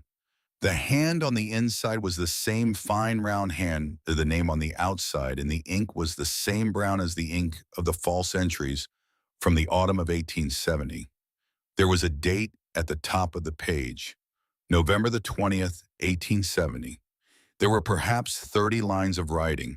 Della read the first line silently and the second, and her hands began to tremble inside their wrappings, and she set the page flat on the table on top of the open ledger, and she began to read aloud. My dear Silas, the letter began, I am going to put this in the back of the Green Ranch book where you write your own entries every Sunday night because I know that you will turn to it sooner or later in the new year, and you will find this letter then, if I do not have the courage to give it to you in person before then. I hope I will have the courage. I am writing it tonight in case I do not. There is something I have been trying to tell you for 3 weeks, and I have not known how to say it without sounding like a foolish woman who is meddling in the business of men. I am going to say it now in a letter because a letter is patient and I can say it once and not have to say it again with my voice trembling. I have been keeping the ranch books carefully for the last 6 months since you asked me in the spring to take that small chore off your shoulders so that you could ride the south fence in the long days of summer. I have been comparing them every second Wednesday against Mr. Mercer's book at the Mercantile, the way my own father taught me to compare books in the kitchen of our house in Pennsylvania when I was a girl. And I have found in comparing them a thing I cannot explain except by one explanation, and the one explanation is that Mr. Mercer at the Mercantile has been adding small charges against your accounts that do not match any goods you have taken delivery of or any services you have asked of him. The charges are small in any one month. They are not small across 6 months. They are not small at all. I have made a list of them, and the list is folded inside this letter. And the total at the bottom of the list for the 6 months I have been keeping your books is $284.70. I have not shown the list to anyone else. I am showing it only to you. Silas, I think Mr. Mercer has been doing this for longer than 6 months. I think he has been doing it since you opened the account with him in 1869. I do not know how much it has cost the ranch over those 18 months because I have not seen the older books in his store, but I think you should look at them. I think you should look at them with the same eye my father taught me to look at a column of figures, which is the eye of a person who is not afraid to find a thief. I am going to tell you this in person tomorrow morning over the coffee. I have been putting it off because I have been afraid you would think I was being a foolish woman. I do not think you will think that anymore. I think you will be angry, but I do not think you will be angry at me. I think the man you will be angry at is the man who has been taking from you while smiling at you across his counter on the second Wednesday of every month, and I think you will be right to be angry. But I want you to promise me, my love, that when you go down the mountain to put your hand on Mr. Mercer, you will go down with Toby and with Red, and you will not go down alone because a man who has been quietly stealing from another man for a year and a half is a man who has decided some time ago that he does not have a soul to lose, and a man who has decided that is a more dangerous man than he looks behind a counter. I love you, Silas Hollister. I have loved you from the night you came in from the south fence with your hands torn from the wire, and you sat down at this table and you let me wash them with hot water and a clean cloth, and you did not say one word the whole time, and you only looked at me as if I had walked out of a dream you had been having since you were a boy. I will tell you in the morning. I will hold the baby's hand while I tell you because I want you to hear it from me with our child between us. Your wife, your Lenora. Della Ashford set the letter down on the open ledger. The cabin was perfectly silent. The fire popped once, then it did not pop again. Red on the hearthstone with the awl in his hand had stopped moving entirely. Toby at the stove had set down the coffee pot and was standing very still with one hand on the warm iron. Silas Hollister at the far end of the table had not made a sound, but his face had gone the color of bone china, and his eyes were fixed on the page in the lamplight, and his hands were flat on the wood, and Della could see even at the distance of the table that the knuckles of those hands had gone white. He spoke. His voice was very small. She knew. She knew Silas. She was going to tell me in the morning. The morning. The morning was the morning the storm came in. She went into her labor early, and she went out into the snow to find me at the south fence. And the reason she went out into the snow to find me at the south fence was not because she could not bear the labor alone in the cabin. The reason was that she had been waiting all evening to tell me about the ledger, and the labor came on her early, and she thought in her clear, practical way that she should fetch me at once because I needed to hear about the ledger as much as I needed to be home for the baby. And so she put on her coat and she walked into the snow. He stopped. He swallowed. The ledger killed her, Della. No, Silas. The ledger did not kill her. The man who put the false entries in the ledger killed her, Mercer. Mercer. Toby took one step forward from the stove, and his big, quiet hands were not quiet anymore. They were closing into fists at his sides, and the broad slope of his shoulders, which Della had only ever seen bent over an anvil or a coffee pot or a piece of harness, was now the broad slope of a man whose body had remembered all in one moment that it could be used for things other than work.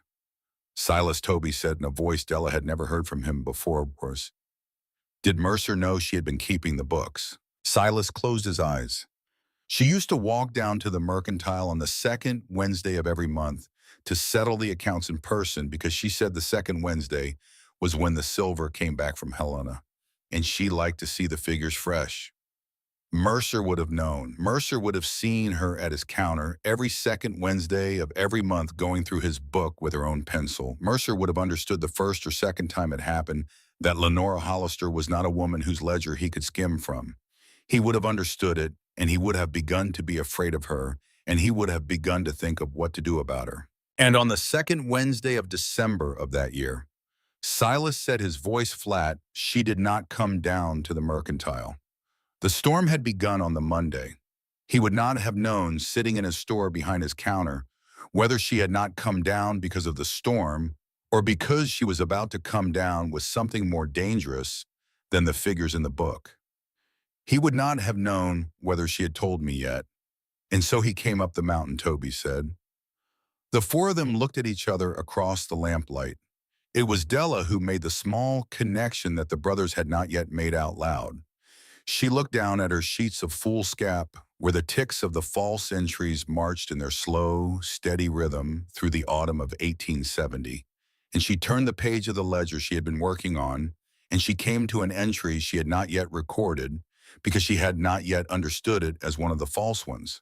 It was in the credit column. It was dated the 17th of December, 1870, 3 days before Lenora Hollister had walked into the snow.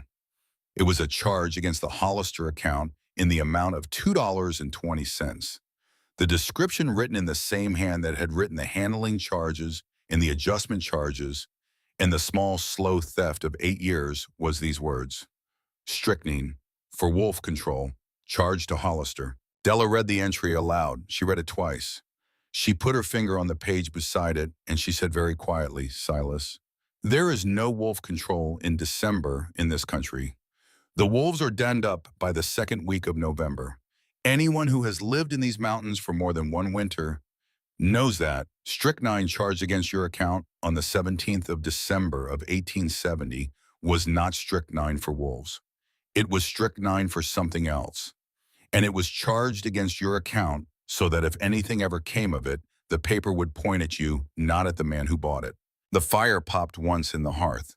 The whole cabin understood in the same moment what the entry meant. Rhett rose slowly from the hearthstone. He set the harness leather down on the warm stone behind him. His young face had gone hard, the same way it had gone hard the morning Della had told them about the room above the Mercantile. It was harder now. It was the hardness of a man who had loved his sister-in-law for 2 years and had buried her in a churchyard down in the valley 8 years ago, and had carried every day since the small, unspoken belief that he should never have left the cabin that week to go on a hunt with Toby, because if one of them had been at home, she would not have walked out alone. "He poisoned her," Rhett said. He did not say it as a question. He said it the way a man reads a verdict. "He poisoned her," Silas said. "Or he gave her something that brought her labor on early enough that the cold would do the killing for him." Either one. The end of it was that he took her down before she could tell me, and he made sure that the paper that recorded the taking pointed at me if anyone ever came looking, and he banked on the fact that no one would come looking because in 1870 there was no one in this valley who would have spent 5 minutes asking questions about the death of a woman in a snowstorm. He was right about that. No one came. Not for 8 years, until tonight. Until a Boston girl walked into my house with a mother's ring in her hand and an eye for a sick ledger in her head, and read the book my Lenora had read in 1870, and could not finish reading because the man who wrote the book killed her for starting to read it. Della Ashford folded the letter very carefully along its old creases. She set it down on top of the page of the ledger that bore the strychnine entry. She set her own list of false entries on top of the letter. 3 pieces of paper stacked one on the other, and on those 3 pieces of paper rested the 8-year murder of a woman named Lenora Hollister, and the planned future murder of a woman named Adelaide Ashford, and the planned theft of a ranch that fed 3 men and gave a forage to a valley. She took her mother's gold ring from inside the hem of the gray dress where she had stitched it that morning, after she finished mending the navy blue traveling dress, and she set the ring down on top of the 3 pieces of paper in the middle of the table in the lamplight, where all 4 of them could see it. "I am going down the mountain with you when you go," she said. "I am going to make a sworn statement to a man with a star on his coat.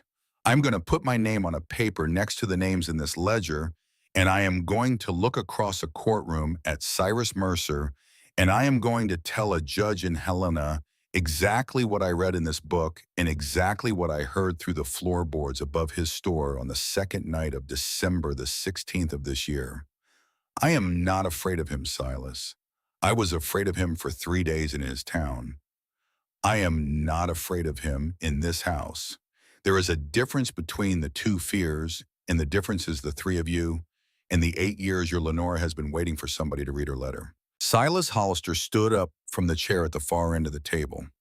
He walked the length of the table slowly, and he stopped at the corner where Della was sitting, and he did not touch her because the space between them was still the space he had set in October when he had written the letter, And in November, when he had waited at the stage and on the morning after the storm, when he had said the conversation does not happen until the thaw, but he stood close enough to her chair that she could see the wet at the inside corners of his whiskey-colored eyes, and she could see the slow movement in his throat as he tried to find a voice that would carry the words he needed to say. When the words came, they came in a voice that was not quite steady.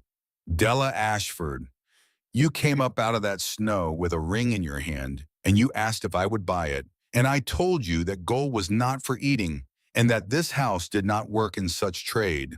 I want to tell you tonight, in front of my brothers, and in front of the lamp, and in front of the letter my wife wrote 8 years ago, that I did not have the eyes to find on my own, that I was wrong about the trade. I was wrong because I thought the trade you were offering me was a piece of gold for a meal. The trade you were offering me was your whole self for one chance to keep walking, and I had no idea that night what I was being offered because you had not yet shown me what was inside you. You have shown me tonight. You have shown me a thing my Lenore was trying to show me 8 years ago, and I am going to spend the rest of the time I am alive being grateful for it. And I am going to spend tomorrow morning beginning the work of putting Cyrus Mercer in front of the only judge in Montana Territory I trust. His name is Augustus Reed. He is a United States Marshal in Helena. He knew our father in Missouri before any of us were born. Toby and Rhett are going to ride for Helena before first light. I am going to stay here on this mountain with you until they come back, because Mercer will know that you have not gone to Boston, and Mercer will not wait long before he comes up this road himself. Do you understand what I am telling you, Della? I understand you will not be in this house alone for 1 minute between now and the time Marshal Reed walks through that door. I know. Do you trust me to keep that promise? She looked at him in the lamplight. She looked at the lines around his mouth and the small white scar through his left eyebrow and the wet at the inside corners of his eyes that he had stopped trying to hide, and she answered him in the only way the answer could honestly be given. Silas Hollister, I trusted you the morning after the storm when I came out of the small bedroom and you sat 3 chairs away from me at this table and you told me that the conversation about the contract did not happen until the thaw. I trust you now because you have just stood at my elbow with a letter from your wife on the table between us, and you have not so much as taken my hand. A man who keeps a distance he has promised to keep is a man whose other promises are worth something. I trust you. I trust your brothers.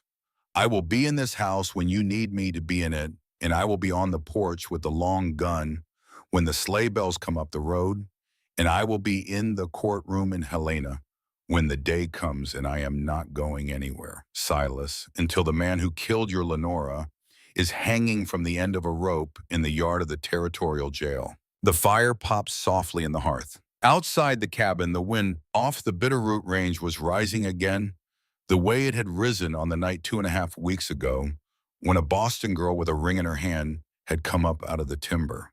But this time the wind had nothing in it that the 4 people in the long room of the Hollister cabin were afraid of, because the 4 people in the long room had laid 3 pieces of paper and a gold ring on a plank table in the lamplight, and they had named between them the man who had cost them 8 years of grief, and they had decided between them that the 8 years was going to end. Silas Hollister reached down very slowly and he picked up Della Ashford's mother's ring from the top of the small stack of papers, and he held it for a moment in his big scarred palm where it had been the first time he had seen it on the porch in the snow.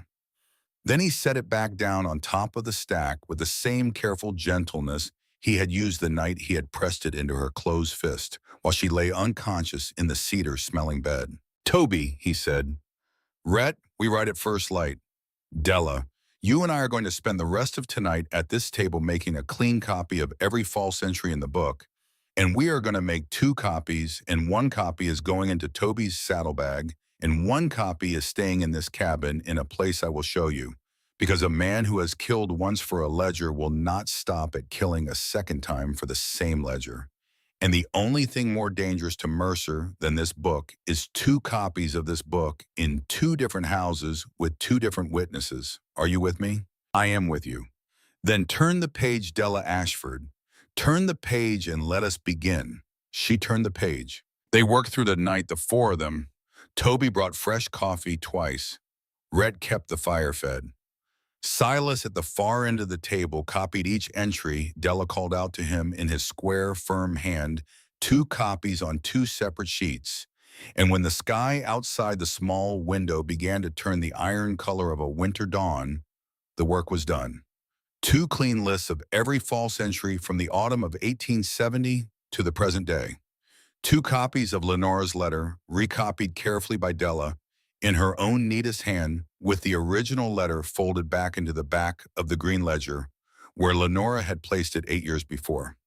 The total at the bottom of the new lists came to $9,412.30. Toby and Rhett left at first light. They left without a meal, drinking only black coffee at the door because the road to Helena was 3 days at hard pace and they meant to make it in 2. Silas stood with them in the yard while they tightened the cinches and stowed the saddlebags. He did not embrace them. He set his hand on the shoulder of each of them in turn. He said, "Ride safe." He said, "Bring the marshal back." He said, "Your sister Lenora has been waiting 8 years for you to take this ride." They mounted up and they rode down the trail toward the broken pine. In the gray light, 2 large men in heavy coats, on 2 stout horses, and Della stood on the porch in Silas's heavy coat and watched until the timber took them. Then Silas turned to her. "Della, inside we have work of our own." The work of that day was the work of a man and a woman preparing a fortified house for siege. Silas walked her through every door and every window and every shutter of the cabin and the outbuildings. He showed her where the spare powder was kept and where the Henry rifle hung above the loft ladder and where his father's old coach gun was bracketed under the kitchen counter behind a cloth. He showed her the trap door in the floor of the small bedroom that opened down into a stone-walled root cellar his father had dug 10 years ago, big enough for a person to lie flat in, accessible only from the bedroom and from a single narrow tunnel that came up under the floor of the smokehouse. He showed her the loophole in the south wall of the main room, where the chinking had been left thin on purpose, and he showed her how to widen it with a knife in 20 seconds if the time came. He did all of it without alarming her. He did all of it the way a man teaches a child to swim calmly, steadily, with the assumption that the child is capable of learning. "Now you," he said. He took her out to the back porch where a stump had been set up as a target, and he put the smaller of the 2 Colt revolvers in her bandaged hands, and he showed her how to hold it and how to brace it and how to breathe out before she squeezed. She fired 6 shots. 3 of them missed the stump entirely. 3 of them struck within a hand's breadth of the center. Silas looked at the stump. He looked at her. He said, "That is better than half the men I rode with in my younger days. We will do this again at noon and again at sundown until you can put 6 in a circle the size of a dinner plate. And then if the time comes, you will not need to think about your hands. Your hands will already know." They worked at it 3 times that day.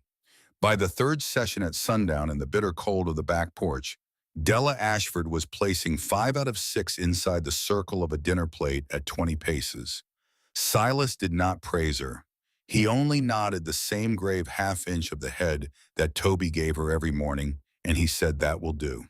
That night they slept in shifts. Silas took the first watch in the rocking chair by the front window, with the Henry across his knees. Della slept 3 hours on the cot in the main room, fully dressed, her boots on the floor beside her, and the smaller Colt under the folded coat she used as a pillow. At midnight, she rose and she took the rifle, and she sat in the rocking chair by the front window, and Silas slept 3 hours on the same cot. They did not speak of fear. They did not need to. The fear was the air in the cabin, and they were both breathing it. The second day passed the same way. A drill on the back porch in the morning, a drill at noon, a drill at sundown.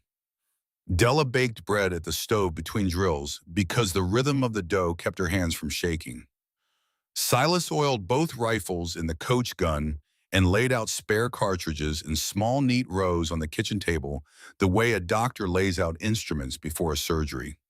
The sky outside the small window stayed iron and gray, and the wind off the range never quite dropped. And twice during the day, Della thought she heard the distant jingle of harness bells far down the trail, and twice it turned out to be a trick of the wind in the lodgepole pines. It was on the third morning, just past 9 o'clock, that the bells were real. Della heard them first. She was at the kitchen window with a cloth in her hands, drying a tin plate, and the sound came up out of the timber on the lower trail, the unmistakable, bright, cheerful sound of harness bells on a sleigh. She set the plate down very slowly on the counter. She walked without hurrying into the main room and she said to Silas, "Bells." Silas was already moving. He had heard them a half second after she had. He took the Henry from above the loft ladder and he checked the chamber and he handed her the smaller Colt from the kitchen counter. He said, "Root cellar. Now." "No, Della, I'm not going into the cellar until I see who it is. If it is Mercer with 2 men, I will go. If it is the marshal back from Helena, I will not. I am not going to spend the rest of my life telling myself I hid in a hole while you stood in the door." Silas looked at her for one long moment in the cold gray light of the cabin.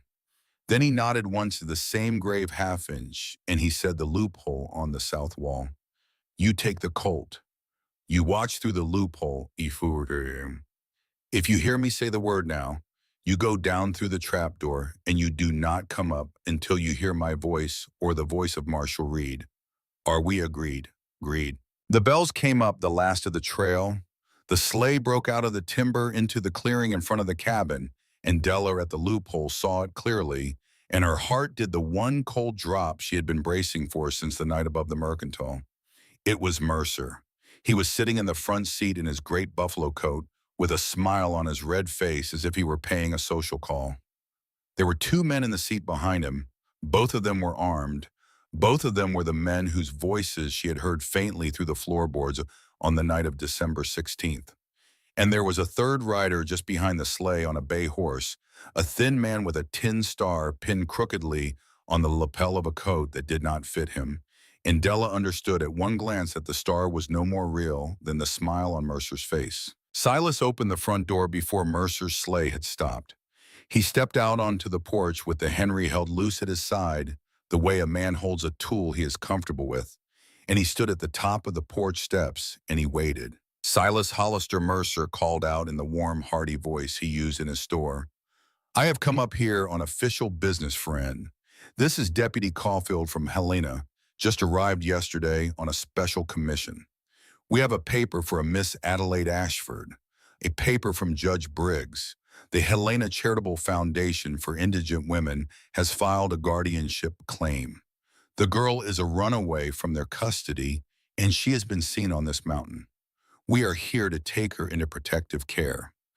I am sorry to do it under such circumstances, Silas, but the law is the law." Silas did not move from the top of the porch steps.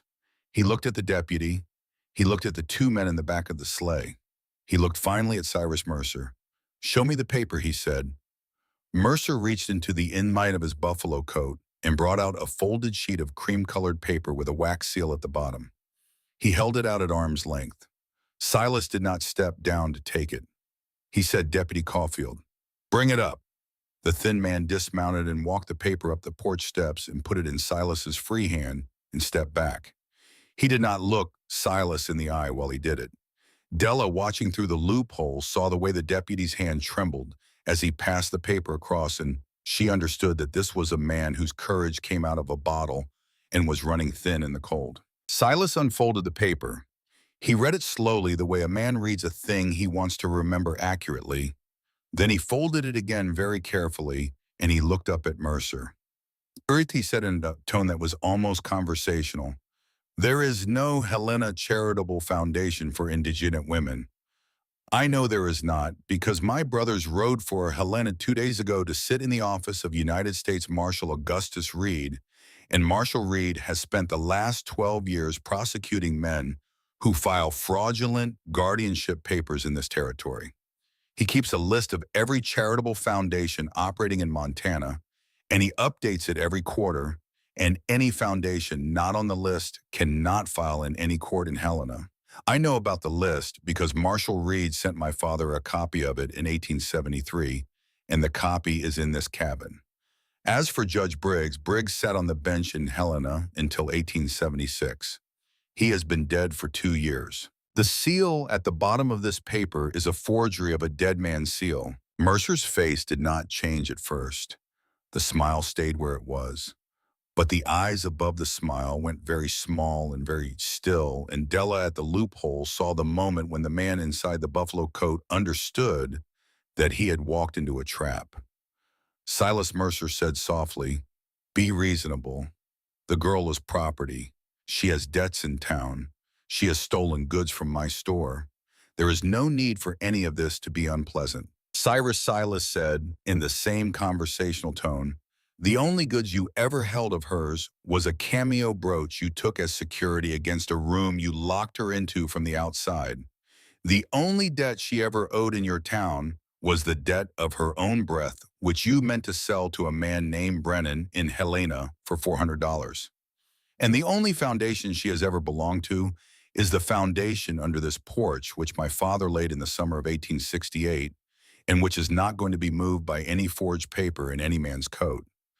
Now I am going to ask you and your two friends and Deputy Caulfield to turn that sleigh around and ride back down this mountain, and I am going to ask you to do it without anyone reaching for a gun. Because if a gun is reached for on this porch, the first man it is reached for by is going to be the last thing he does on this earth." The two men in the back of the sleigh had begun to move their hands toward their coats while Silas was speaking. Della at the loophole saw it. She saw the older of the two slide his right hand under the lapel of his coat where a shoulder holster would be, and she saw the younger one ease his rifle barrel up off his knee. She did not wait. She did not call out the word now because Silas had not said it. She slid the smaller Colt through the loophole, braced her bandaged hand against the inside of the wall, the way Silas had taught her, breathed out, and she did not fire at a man. She fired one careful shot into the wood of the sleigh's footboard between the boots of the older of the two men. The crack of the shot in the cold air was very loud. The man's hand jerked back out of his coat as if he had been bitten. For one heartbeat, nobody on the porch or in the sleigh moved. Silas did not look back at the cabin. He did not need to. He said in the same calm conversational tone that was a warning shot from inside the cabin, "The next one is not. Cyrus, you have 10 seconds to turn this sleigh around." Mercer turned the sleigh around. He did it with the small, careful movements of a man who has just understood that the road ahead of him has narrowed to one lane and there is a cliff on either side. The two men in the back kept their hands in plain view on their knees. Deputy Caulfield mounted his bay horse with hands that were shaking visibly now, and he did not look back at the porch as he rode down the trail behind the sleigh. The bells of the sleigh were not cheerful when they faded into the timber. They were the sound of a man retreating, and the sound was not good for him. Silas came back into the cabin and he closed the door, and he set the Henry against the wall by the door, and he turned to Della, and she was still standing at the loophole with the Colt in her hand and the slow ringing of her own shot still in her ears. "Della Ashford," he said, "that was as good a shot as any man on this mountain could have made, and it was made with a head as cold as any I have ever seen on any porch I have ever stood on. Your father raised more than a bookkeeper. He raised a daughter who had a sister to come back for," Della said. She set the Colt down on the kitchen counter very carefully, and her hand was steady, and she looked at it for a moment and thought, "Oh, I am not afraid anymore." But Silas's face had grown still. He walked back to the front window, and he looked down the trail where the sleigh had gone, and he said, "Della, he is not going to ride back to Silver Creek and accept that. He is going to ride to wherever he can hire two more men, and he is going to come back. He may come back tonight. He may come back tomorrow. But he is going to come back, and when he comes back the second time, he is going to come back the way a man comes back, when he has decided he has nothing left to lose. We have one day, perhaps two, before he is on this porch again. How long until your brothers and the marshal can be here? 3 days at the soonest, 4 if the weather turns. Then we hold the cabin for 3 days. Then we hold the cabin for 3 days. The next day and a half passed in a fortified silence. They did not stop the drills. They added new ones. Silas taught her how to load the Colt one-handed. He taught her how to listen to the difference between the wind in the high pasture pines and the wind in the lower timber. He showed her where to stand inside the trap door of the small bedroom so that she could not be seen from above, but could fire upward through the gap if a man came through the door. They ate cold biscuits and jerked beef, and they took turns sleeping in 3-hour shifts. And they spoke very little because everything that needed to be said had been said the night Della read the letter aloud, and the rest was waiting. It was on the second morning, just before dawn, that the sound of horses came up out of the timber. Della was in the rocking chair at the front window with the Henry across her knees. Silas was asleep on the cot. She did not call out. She listened. The sound was not the cheerful jingle of harness bells. It was the muffled sound of horses walking in the snow, more than 2, perhaps 4, perhaps 5, with men trying to hold them quiet. She set the Henry against the wall, and she crossed the room and she put her hand on Silas's shoulder, and his eyes opened the way a hunting dog's eyes open, fully awake in one breath, and he sat up. 5 horses, Della whispered, coming up the lower trail, walking quiet. Silas was on his feet in 3 seconds with a coach gun in his hands. Root cellar, he said. This time you go. Silas, Della, this time you go. Mercer is not here for a paper. He is here to kill us both and burn the cabin and tell the marshal there was an accident. If you are in the cellar, he cannot find you. And if I fall, you wait until you hear the marshal's voice and not 1 second sooner. Do you understand me? I understand you. But Silas, you take the Henry and you take the coach gun. I am leaving you the Colt at the loophole, and I am taking the spare in the cellar with me. If they get past you and they come into this cabin and they stand on that bedroom floor over my head, I am going to fire up through the boards, and I am going to remember every drill we did, and they are not going to walk back out of this house. Do you understand me? I understand you, Silas said. He was already moving toward the door. He stopped at the kitchen, turned back, and he closed the small distance between them in 2 strides, and he set his big scarred hand on the side of her face, just for one moment, the first time he had laid a deliberate hand on her since the night he had carried her in from the snow, and he said in a voice that was not quite steady, Della Ashford, when this is over, and the marshal is here, and the man is in chains, I am going to ask you a question. I am asking you tonight to live long enough to answer it. I will live long enough, she said. She went down through the trap door with the spare Colt in her bandaged hand, and Silas closed the trap door over her head, and she heard his footsteps cross the floor above her and the soft sound of the front door closing behind him. And then there was the long, terrible silence that comes before any first shot. It came perhaps 3 minutes later. The first shot was the heavy bark of the coach gun from the front porch, followed at once by 2 answering rifle shots from the timber, and then by a man's voice crying out in pain.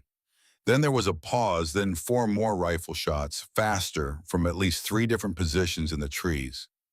Della heard a heavy body fall on the porch boards above her head, and her heart stopped, but the body got up again, and she heard Silas swear once under his breath, and then the coach gun fired again, and another voice in the timber went silent. She heard Silas pull back into the cabin. She heard the front door close. She heard him cross to the loophole on the south wall, and she heard the Henry begin to work in his hands, the steady, measured fire of a man who has been shooting since he was a boy and is not going to waste a single round. She counted his shots.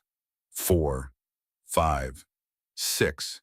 There was an answering volley from the timber, and one of the rounds came through the south wall above her head and buried itself in the doorframe of the bedroom with a sharp, dry thump. She did not flinch. She had stopped flinching at the porch. Then she heard a sound she had not been listening for, a sound from above and behind her, from the direction of the smokehouse. The narrow tunnel that came up under the smokehouse floor ran past the back of the root cellar where she was lying, and through the stone wall she could just make out the soft scrape of boots on dirt. Someone had found the tunnel. Someone was crawling along it toward the cabin from behind. Whoever it was had not yet reached the trapdoor in the bedroom. But whoever it was meant to. Della rose silently in the dark of the cellar. She moved to the wall closest to the tunnel. She braced her back against the cold stone. She held the Colt low in both bandaged hands the way Silas had taught her. She breathed out very slowly and she waited. The scraping came closer. There was the soft sound of a man swearing under his breath in a familiar voice. It was Mercer himself. Of course it was Mercer himself. He had sent his hired men in at the front, and he had come around the back through the tunnel like the patient, careful thief he had been for 8 years. And he meant to come up under Silas in the cabin and shoot him in the back while Silas was returning fire from the loophole. He emerged from the mouth of the tunnel into the dim cellar with a small bullseye lantern in one hand and a Navy revolver in the other, and he was breathing hard. And he was smiling, the small, private smile he had been smiling in the back office of the Mercantile the night Della had heard him through the floorboards. He did not see her at first because she was standing very still in the deep shadow against the back wall, and his eye was on the ladder up to the trap door. She let him take 2 steps toward the ladder. Then she said very quietly, "Mr. Mercer." He turned. The lantern in his hand swung. The smile on his face did the strangest thing. It tried to stay smiling for 1/2 of 1 second, and then it fell off entirely, and in what was underneath it was a face Della had not seen before. A face that was very old and very tired and very afraid. The face of a man who had spent 8 years believing he had gotten away with everything and had just understood in one heartbeat that he had not. "Boston girl," he said. "The Boston girl in the cellar. The Boston girl in the cellar," she said, "with a Colt. And a list of every false entry in your book since 1870. And a copy of the strychnine charge from the 17th of December that year. And a letter from Lenora Hollister you have been afraid of for 8 years. Drop the gun, Mr. Mercer." He did not drop the gun. He raised it. He was an old man, and he was not as fast as he used to be. And Della Ashford had been drilling for 2 days on the back porch with a man who had taught her to breathe out before she squeezed. She fired 1 shot. It struck him in the right shoulder, exactly where she had aimed, exactly where Toby had marked the silhouette on the back porch stump with a piece of charcoal. The Navy revolver dropped from his hand. Mercer staggered backward against the cellar wall and slid down it slowly, his face going gray.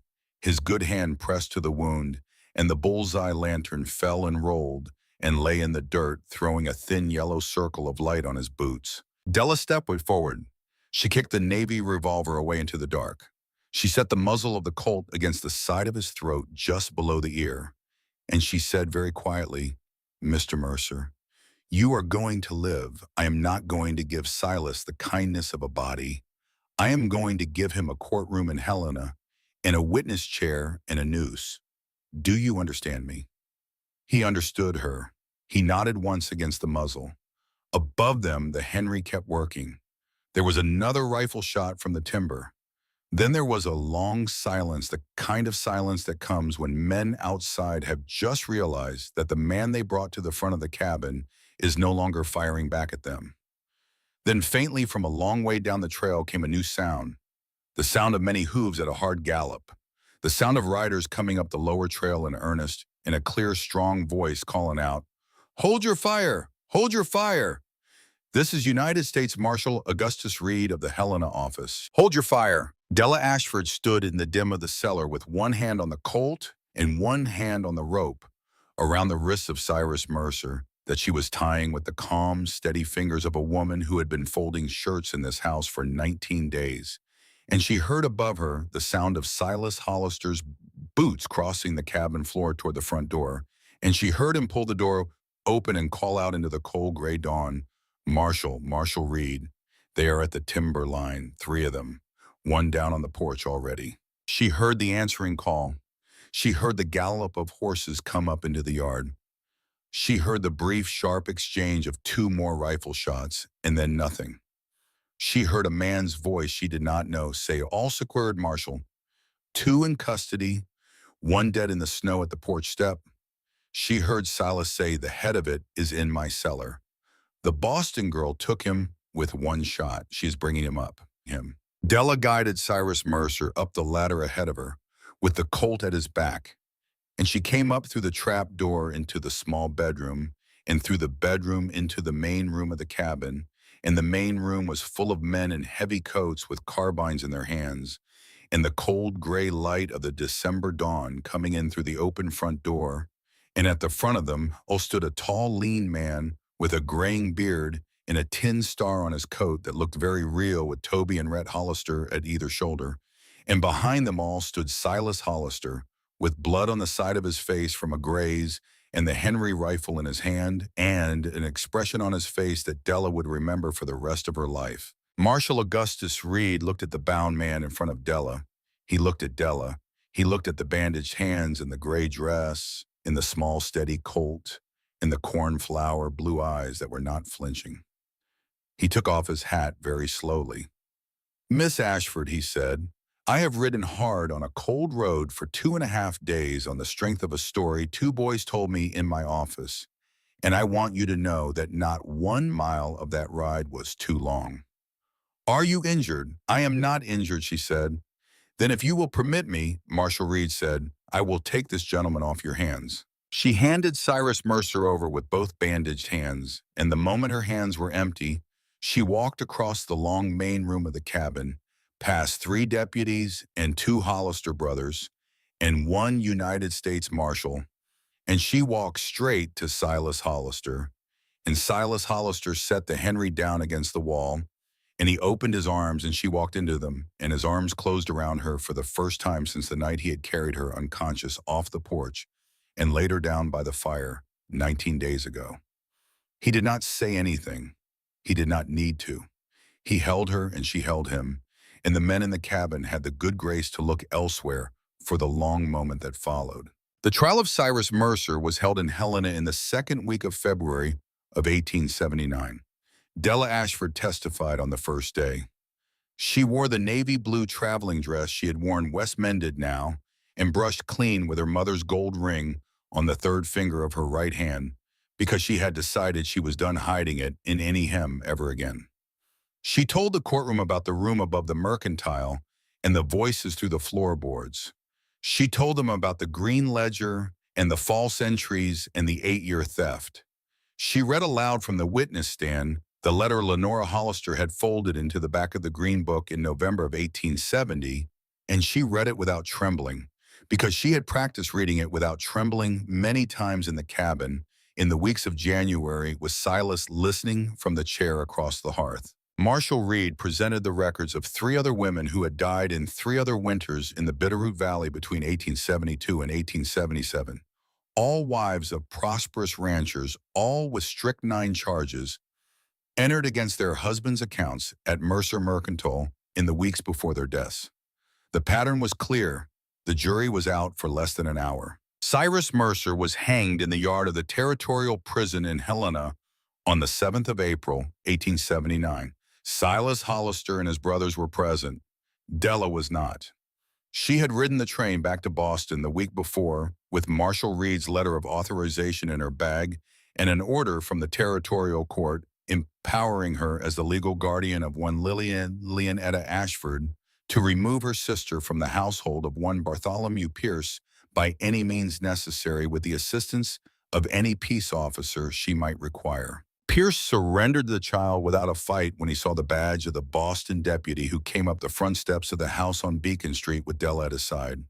Etta walked out of that house in a coat too thin for the journey west, and a face so changed from the 12-year-old who had fallen asleep with her hand under her cheek in November that Della almost did not know her, and she would not let go of Della's hand for the entire train ride back to Cheyenne. When Etta stepped off the stage at Silver Creek on the 15th of May of 1879, she was 13 years old, and the snow on the Bitterroot Range had melted out of the valleys, and the air smelled of new grass and cold water from the high creeks, and 3 tall men in clean shirts were waiting for her at the platform behind her older sister.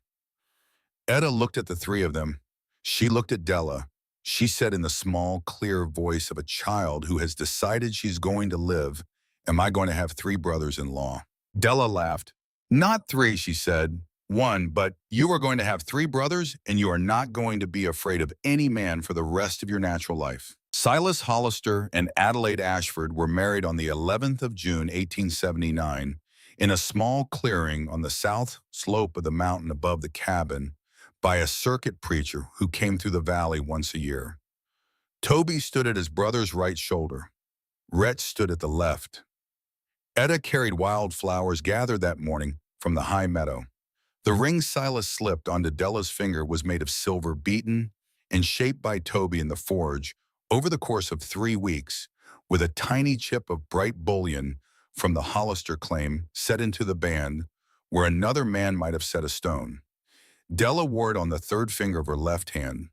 On the third finger of her right hand, she still wore her mother's gold band, and she would wear it for the rest of her life. That night, when the supper was over and the songs were sung, and the brothers had gone out to walk under the stars and give their elder his privacy, Silas carried his wife across the threshold of the cabin and closed the door behind them. And outside the door, the soft Montana spring wind moved across the new grass of the south meadow. And what was said and done between them on that first night belonged to them and not to any storyteller. And when the morning came, everything between them was as it ought to be. The years that followed were the long good years that men of 60 and 70 will tell. You go faster than any other years in a life, but they did not feel fast at the time. They felt like every day was its own small, honest piece of work, and that is the only way good years ever feel to the people who are living them. In the spring of 1880, Etta Ashford began her first term at the Silver Creek Schoolhouse, where she would prove to be the brightest pupil the school had seen in a decade, and she would graduate at the head of her class in 1885 and begin teaching the youngest grade herself in the autumn of 1886. In the autumn of 1881, the first child of Silas and Della Hollister was born in the cedar-smelling bedroom where Della had once woken from the storm. He was a boy, and they named him Augustus Silas Hollister after the marshal who had ridden up the Bitterroot Road in the gray dawn to bring Cyrus Mercer to a courtroom, and after his father. Silas Hollister, who could split a cord of wood in an afternoon without his hands trembling, held his newborn son in those big scarred hands, and his hands shook the way Della had never seen them shake, and he cried, and he was not ashamed. In the spring of 1885, a daughter came, and they named her Verity Lenora Hollister, after the truth that had set the cabin free, and after the woman who had written the letter that had carried it.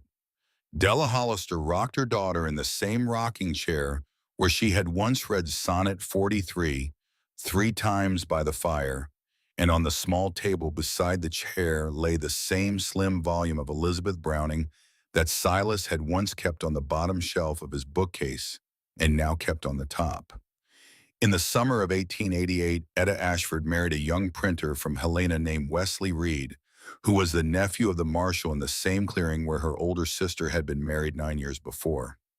Marshal Augustus Reed, by then 60 years old and slowing down a step, gave the bride away. In the winter of 1892, Rhett Hollister married a schoolteacher from Missoula named Alice Pemberton and built a small cabin of his own a half-mile down the trail from the main house. Tobias Hollister never married. He said that the forge and the children of his brothers were enough company for any one man, and he meant it. The young ones called him Uncle Toby, and they came to him to have the broken handles of their toys mended in the forge. And for every child born on the Hollister land, he beat out a small iron horseshoe charm and hung it above the cradle for luck. And the charms still hang in the houses of those children's children today. The Hollister Ranch grew slowly and steadily through the 80s and the 90s. By 1895, it ran more than 900 head on 1,200 acres, and the silver claim on the back of the mountain still paid out a small, steady trickle to the assay office in Helena every quarter. They never moved out of the original cabin. They added rooms to it. They built a long porch all the way around it. They put up a second story over the kitchen wing, and they built a bathhouse with hot pipe water from a spring up the slope. But the heart of the cabin remained the long main room with the great stone hearth and the heavy plank table, and the table was the same table where Della Ashford had once sat down with a green ledger and a stack of foolscap and the truth. In the summer of 1908, on a long warm evening at the end of June, Della Hollister sat in a rocking chair on the porch. She had crossed for the first time 30 years before in the snow with a ring in her hand. Her hair was still the color of honey, but there was silver running through it now at the temples, and her cornflower blue eyes were the same eyes, only they had 30 more years of fire and weather behind them. She was 52 years old.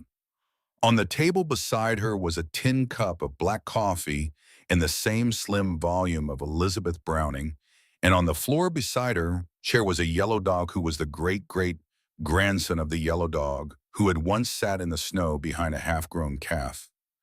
Down on the south slope of the meadow in the long blue evening light, 5 children were running through the new grass. Augustus Silas Hollister, 27 years old now, and a man with his father's whiskey-colored eyes was teaching his 3-year-old son how to sit in a small saddle on the back of a small, shaggy bay pony. Verity Lenore, 23, was sitting under the broken pine reading aloud from a book of poems to her younger cousin. The 2 youngest children running across the meadow were the small son and daughter of Etta and Wesley Reed, who had come up from Helena for the summer. Summer the way they did every year. Red Hollister, 57 now and gray in the beard, was leaning on the corral fence watching his eldest son, a long-limbed boy of 15, try to lasso a fence post.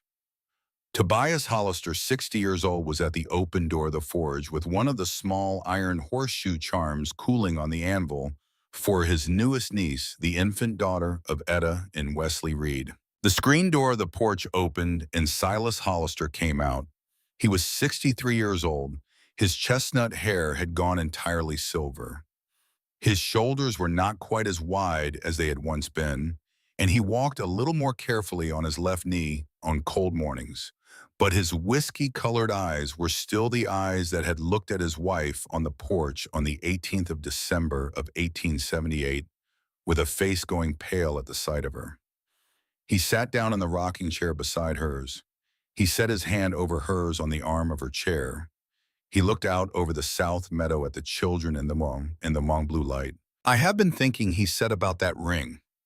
Della smiled without looking at him. She knew which ring. There was only one ring in this house that anyone would say it about. "You held it out to me on this porch," Silas said, "and you asked me if I would buy it. And I told you that gold was not for eating and that this house did not work in such trade. I want to tell you tonight on this porch, 30 years to the season, since you said it to me, that I was wrong about the trade in the only way that mattered. The gold was not for eating. The gold was for remembering. You held out a piece of your mother's love, and you offered it to a stranger to keep yourself alive one more day, and I did not understand until much later that the only honest answer to such an offer is to spend the rest of your life trying to be worth it. I have spent 30 years trying. I do not know that I have managed it, but I have tried." Della turned her hand under his and laced her fingers through his fingers.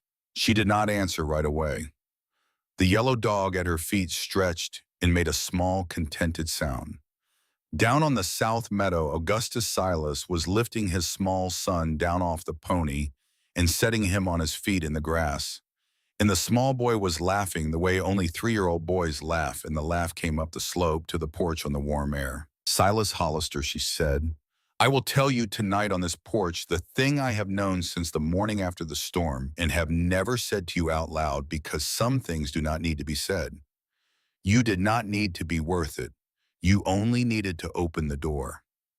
Everything else you and I built the way Toby built the forge and Rhett built the corral and your father built this cabin. Everything in this house, everything in this meadow, everything I am looking at right now, every child running in that grass is the answer to a question my father asked me when I was 15 years old in the back office of his store. He asked me whether I would ever be a woman who could not be cheated. I have not been cheated, Silas. I came west with a ring in my hem, and I have ended up with a life I would not trade for any life ever lived in any city in this country, and the only price I paid for it was 3 days of walking through a snow that almost killed me. And 3 days is not a price. 3 days is a passage. I would walk those 3 days again tonight if it brought me to this porch." Silas Hollister did not speak for a long moment. He looked out at the meadow. He looked at his sons and his daughter and his grandchildren and his brothers in the long blue evening of his 63rd year, and his eyes were wet at the inside corners the way they had been wet in the firelight on the night Della had told him that the storm had not been his fault and he was not ashamed of it. The yellow dog stood up and walked once around the rocking chair and laid down again with his head on the toe of Della's boot.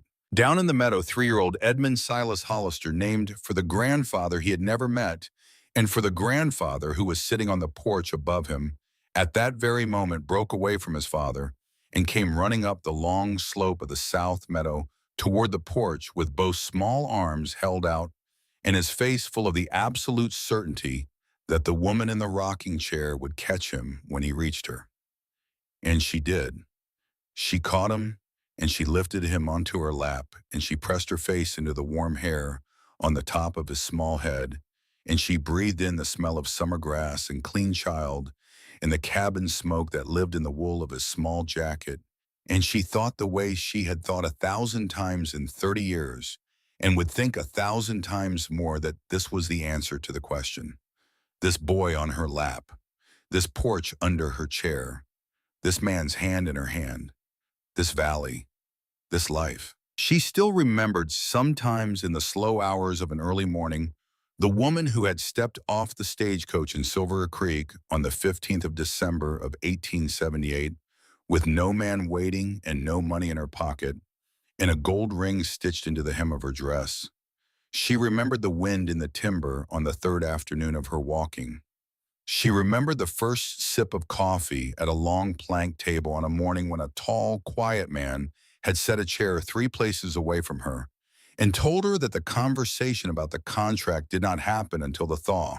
30 years later, on the porch of the cabin he had built her, she understood at last what the man had meant.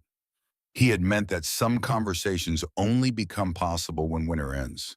He had meant that some doors only open to the people who walk far enough to find them.